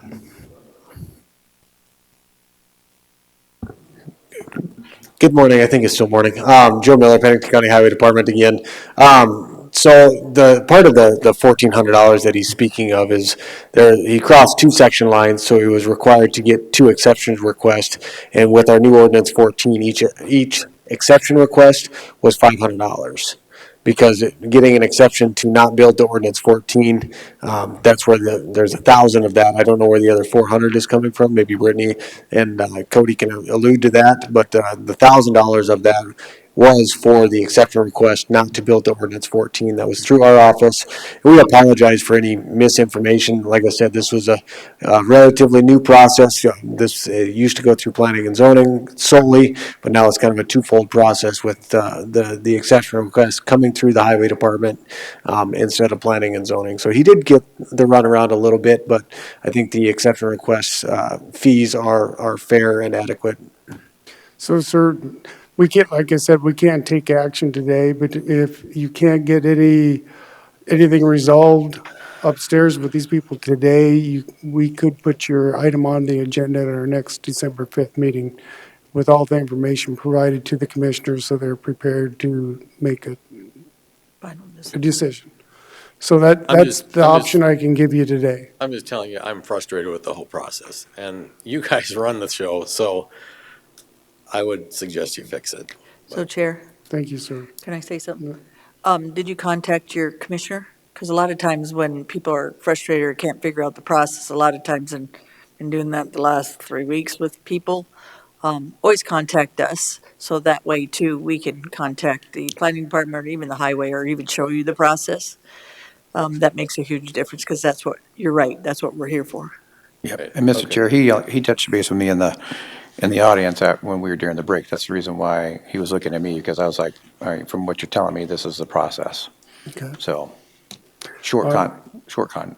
conversation. So you're welcome to reach out to me after this meeting and we can walk through that too, or your commissioner. What district is it in? I think it's one. Okay. That's what I was thinking, but I wasn't 100% sure. Thank you, sir. So, okay, thank you. Thank you, sir.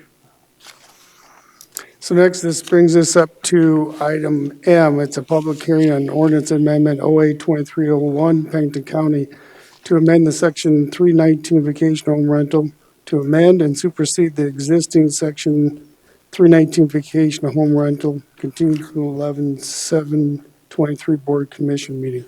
At this time, what I'm going to do, at our last two previous meetings, I'd mentioned that I do have a vacation home rental. And at the last meeting, when we continued it, it was brought up that I could have a potential conflict of interest because of some of the funding for the fees. And so at this point in time, we directed staff to, or legal to look into it, and she gave her a report, but I'm going to go ahead and step down.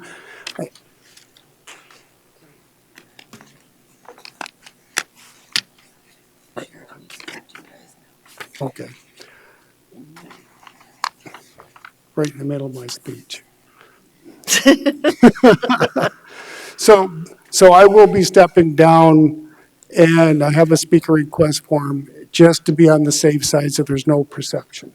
That's the whole story of that. I've been asked to take at least a couple-minute break. We have staff that wants to speak to us. So I'd look for a motion to take A 2-minute recess, please. 2-minute recess. So move. Moved by Drew, seconded by Ross Connect. Any discussion? See none, all in favor indicate by saying aye. Aye. Opposed? Motion carries.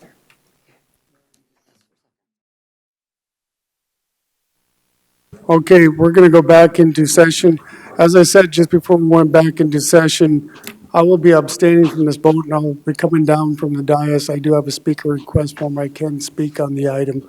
But just so there's no perception of a conflict of interest, I felt it was better to step aside and leave the dais, and I'll turn it over to the Vice Chair, Ron Ross Connect. Thank you, Commissioner LaCroix. Item M, Brittany? So this item was continued from the previous commission meeting. There were there was one motion to change the fee, and then to approve, I believe, the overall thing. So there was a fee, this license fee, I believe there was a motion to reduce this to $250. Okay. That was the motion. Okay, thank you. Okay, I got two speaker request forms. And let's see, Conchi Weaver first. Conchi, would you come up and state your name? Good morning again. Good morning. Yeah, it is still morning. I'm this is Tanji Weaver again, and I'm speaking again for South Dakota Citizens for Liberty and myself. At your last meeting, I didn't stay for the long haul, but I did speak to you about openness, transparency, and things like that we as a group are concerned about, and I as an individual, as an American, am very concerned about. I then reviewed the rest of your meeting, and that's why I'm here today. I did see this item come up, and I did see the discussion. And based on the fact that there has been so much attention given to conflicts of interest in government recently, especially, people are paying a lot more attention. And this is one of the things that greatly concerns the public. Conflict of interest has actually inspired or made one of our state legislators resign a position that he held with the county in District 31. So, and there is, at the request of the government at this time, an opinion to be rendered by the Supreme Court on conflicts of interest regarding state legislators. So that's why it really got my attention that there was a question of conflict of interest in our county commission. So with that, and you saw this read at your last meeting, it is South Dakota statute 6-1-17. I won't repeat it for you, but yes, it does address no county, municipal, or school official may participate in discussing or vote on any issue in which the official has a conflict of interest. And at the time it was brought up that Commissioner LaCroix did own a vacation rental home, that he had been part of the discussion, and he was intending to vote on a fee that was going to be reduced by 75%, which would, in my mind at least, constitute a pecuniary interest in the item on the agenda. So I'm glad that he has recused himself, both from the discussion on the dais and, is going to speak to you as a private citizen here at this microphone. So that is a good thing. I will also note that in the county, I looked up the county's code of conduct, and under section 6, conflict of interest, it says, in the execution of official county business, a member shall not put himself or herself in a position where his or her personal interest conflicts with his or her duties and responsibilities. Members shall disclose any personal relationships to the governing body in the instance where there could be an appearance of a conflict of interest. I think that's important, because even an appearance of conflict of interest, it matters to the public, because, for all the obvious reasons. And then it finishes out, the member shall not use official information acquired in the course of their duties for personal gain. So with that said, there was also a request by, I think, I can't remember if it was Commissioner Hadcock or Lassiter that asked for an official, but there was an official legal opinion that was going to be rendered between then and now. And that would have come from the state's attorney's office, I assume. So I am wondering where the public can view that legal opinion, because the state's attorney's office is a public body as well as the county commission. So if there was an official opinion rendered by the state's attorney's office to the commission, I believe that the public should be able to view that. Thank you, Conchi. I'm going to let Alexa carry on from Alexa. Thank you, Commissioner Rosknecht. Ms. Weaver, Alexa Moeller, Pennington County State's Attorney's Office. Just to clarify, the board asked me as a deputy state's attorney to provide counsel and advice on this particular subject. There has not been an opinion. It is legal advice and is attorney-client privileged, so that will not be released to the public. Can I ask how that is protected then? Because it affects what the commission does, and the commission is certainly a public body. Right. The commission is my client. I'm an attorney. It is attorney-client privileged information. Okay. Is there a higher authority, such as the Attorney General's office, that could either concur or disagree? There again, Alexa, could you address the Conchi's question relative to the higher authority? I mean, I'm assuming that she represents the state's attorney's office, and you can get it from a different voice, but you're probably going to get the same answer. Sure, I guess I'm confused as to the question of the higher authority. Well, if the public isn't allowed to see it, could the Attorney General offer an opinion that would either concur or, I guess we wouldn't know, but could the Attorney General be approached for an opinion on the same question? Sure, and I can't provide legal advice on that subject, but any citizen can reach out to the Attorney General's office and ask them for an official opinion on any matter. And at that point, it's up to Mr. Jackley whether he wants to issue that opinion. Okay. Mr. Chair. Commissioner Lassiter. So Alexa, I'm just going to ask a question because I don't remember exactly. I know we talked about it and we asked for that opinion so that we could make a decision on that. Is releasing that opinion to the public an issue? I would suggest that because it's a privileged document that we not release it to the public. To kind of determine why we come to the decision that we do. I mean, granted, at this point in time, Commissioner LaCroy has stepped off. I'm just assuming, let's assume that he stayed up here. Then I think it would be wise, since we asked the question to the public, and I'm just thinking, if we said, well, he gets to stay a part of it, I think they would need to understand why we made that determination. Sure. Again, my advice would be to keep privileged documents privileged. Okay. Here. Mr. Hancock. So I actually looked at what the motion was, and it was clarification, and then I seconded it from Commissioner Roskinick on clarification on conflict of interest. So if we could get clarification, it doesn't have to be attorney, whatever privilege. I think we can get a clarification that doesn't basically involve what this is saying. So that's my opinion on the clarification. You could read everything and keep the name out of it to a certain point, but at this time, I know we cannot read it, and I will not do that. I respect what you have done and the work you have done, but that was the point. And we're here for the public for that clarification. And just to drop it with no clarification and saying it's attorney privilege or client privilege, I think we need somewhat of a clarification to this for the public. So Can I have one last comment then?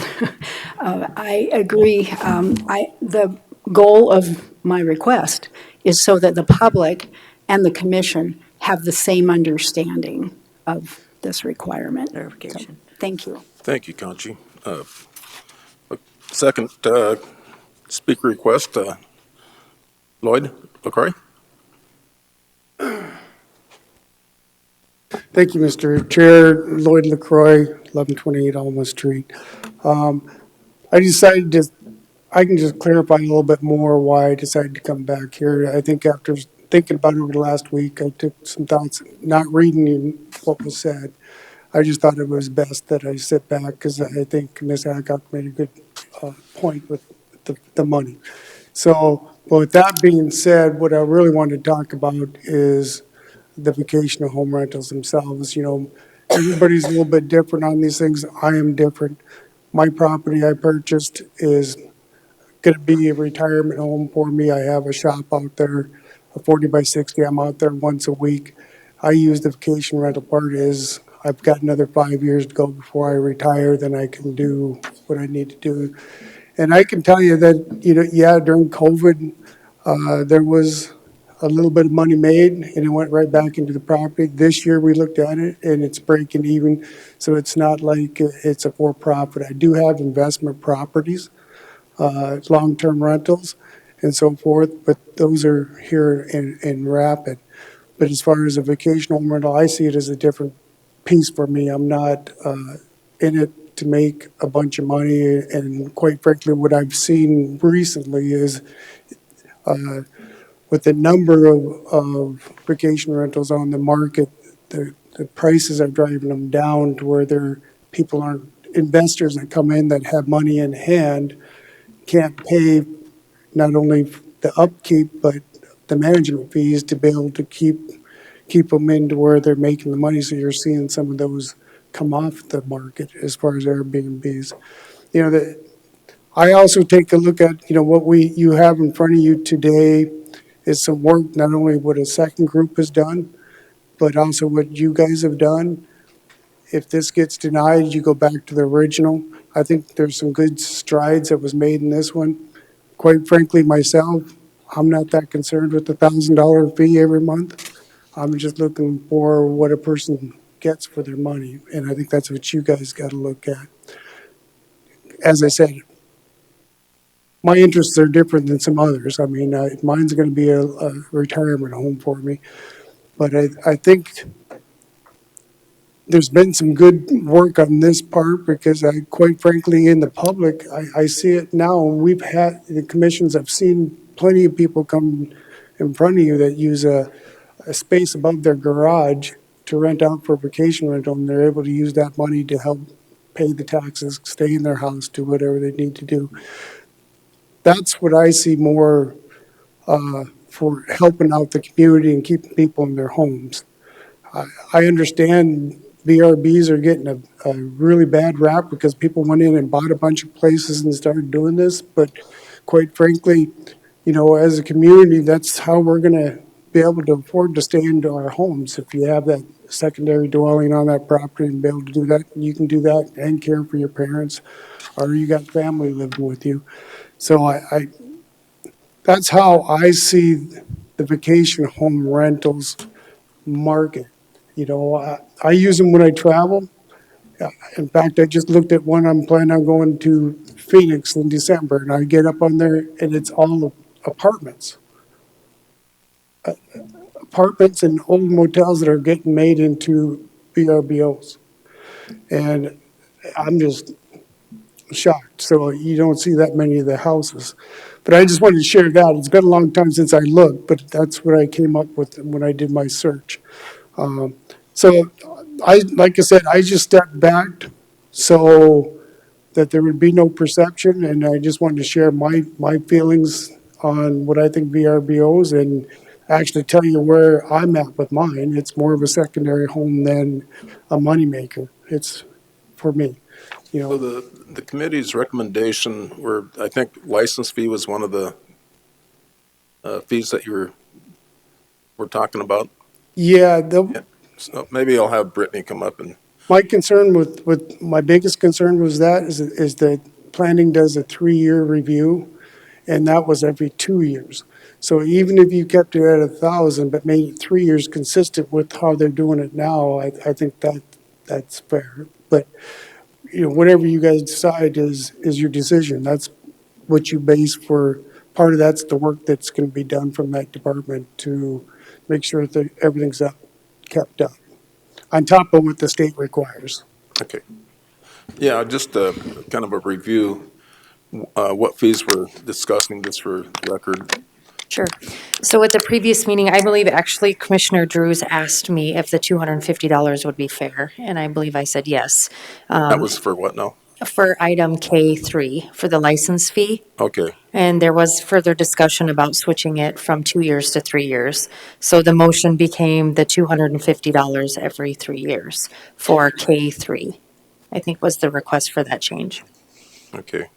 Mr. Chair, Commissioner Drews. I would renew that as a motion that K3 be changed to license fee for $250 every 3 years. License fee, $250 every 3 years. 3 years. Right now, it's $1,000 every 2 years. When the committee presented this, how long ago has that been? You need a second first on the motion. No, can I get a second on Commissioner Drew's motion? You can second as the chair. Motion died for the lack of a second. I guess where I'm at on this is I'm trying to, and I think I've stated this in other meetings, that I want to be consistent. We had a committee that spent a lot of time, weeks and months on this, and this is the recommendations, but maybe at that time, the market was different. So that's what I'm trying to get a grasp on. How much is the market? You've seen a decline in applications and any other items relative to vacation home rentals? Typically, we have a vacation home rental on almost every planning commission agenda, and that's been consistent for quite some time. But that could be an existing operator coming into compliance as well, so. I guess the chair would look for another motion. Chair. At this time, I'm not in agreement with the VHR ordinance as is. And if we're going to do it every 3 years, I don't think the 1,000 is asking too much if you're going to pass this ordinance, because, like I said, you don't have the staff and the availability, and that's probably what they considered some of this for as a committee, to keep those fees higher for that reason. But for me, we don't have a lot of complaints on the existing VHRs. I asked at like 3 meetings now, so they're minimal. The goal, and I'll keep going back to the goal, was to bring people in compliance, to bring more people in so they register for the VHR. That I believe is not going to happen with more rules and regulations. at this time. It doesn't bring more people in. It looks like government's trying to control how people are doing their rentals. And I think it's regulated through the state. I think what we had was good. We could have made some minor changes to that at this time, but if we're going to pass it as is, I'm not in, I'm not for it. So, like I said, based on the goals of what the committee was supposed to do, based on the complaints, if I've ever, in the 16 years I've been up here, had a lot of complaints on stuff, that's why we change things. If they're minimal, we just do minor changes or amendments on them, make them good. I can't understand at this point, I know we said, and we like people, committees to give their inputs, and I always appreciate it, but at this time, it's too much government overreach on these VHRs at this time, so. And the other issue is, I think we should be fair to the public and give that clarification, not exactly the one that was given to us, but in fair and just clarification of why, on a conflict of interest or anything else, not the person, just a clarification. So I don't think that's asking too much. Mr. Chair. Commissioner Lassiter. I'm still in the same mindset. As I read this, I know our goal was to reduce the amount of entities that are running a VHR that are not registered with the county so that we can better do that. I, in good conscience, don't believe that this is going to do that. There's some good things in here, but there's a lot of stuff that I've already made mention that I don't necessarily like, such as the density gap, recreational vehicles, a few others that are in here. I guess campers also fits in that RV section as well, but I just don't, I guess I would like to understand how the committee believes this is going to accomplish our goal of reducing non-compliant VHRs. I don't see that in what is written. Anybody want to take a shot at telling me how this is written is going to encourage non-compliance VHRs that are operating to come into compliance? I can just speak on what was discussed during the committee meetings. The special permitted use is an easier process because it's administrative. So if you meet all the check boxes, it's administrative and there isn't a requirement for a public hearing in front of the Planning Commission. So I think that if they were compliant VHRs and they were meeting all of the criteria, they were doing what they were supposed to, it was an administrative process. That was the discussion. Are there more restrictions in this one compared to what we currently operate with? Is the checklist longer? Yes. Okay, thank you. Okay, so I guess I'm still looking for a motion.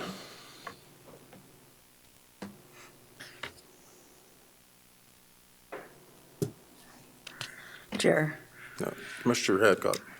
because of the non-existing or the minimal complaints because of the goal, I would leave the VHR ordinance as is at this time. Let's second that motion. Yeah, I got a motion and a second. Any comment from the audience? Mr. Chair, just one clarification. The current ordinance, not this particular Right. ordinance. I just want to make sure that that's where. Right. The existing that we already have. So then we're going back to the ordinance. What's the effective date of that ordinance, Brittany? The one that we have the vote on the floor? Point of order, Mr. Chair. We probably should just deny this one because it's up for approval or denial. Okay, I'll take a motion to that effect. Would you like to change your motion? Yes, to deny the existing one that we have on our agenda today. So I got a motion to deny. And I would second. A second. Okay, we'll go ahead and vote. All in favor of that motion? Aye. Indicate by aye. Aye. Aye. Opposed? Motion carried.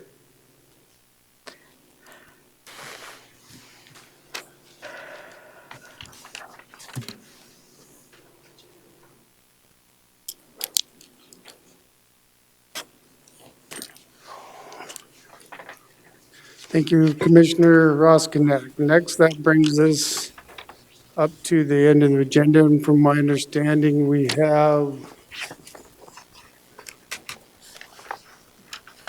some ESCC wage exception requests. Mr. Chair. Mr. Drews.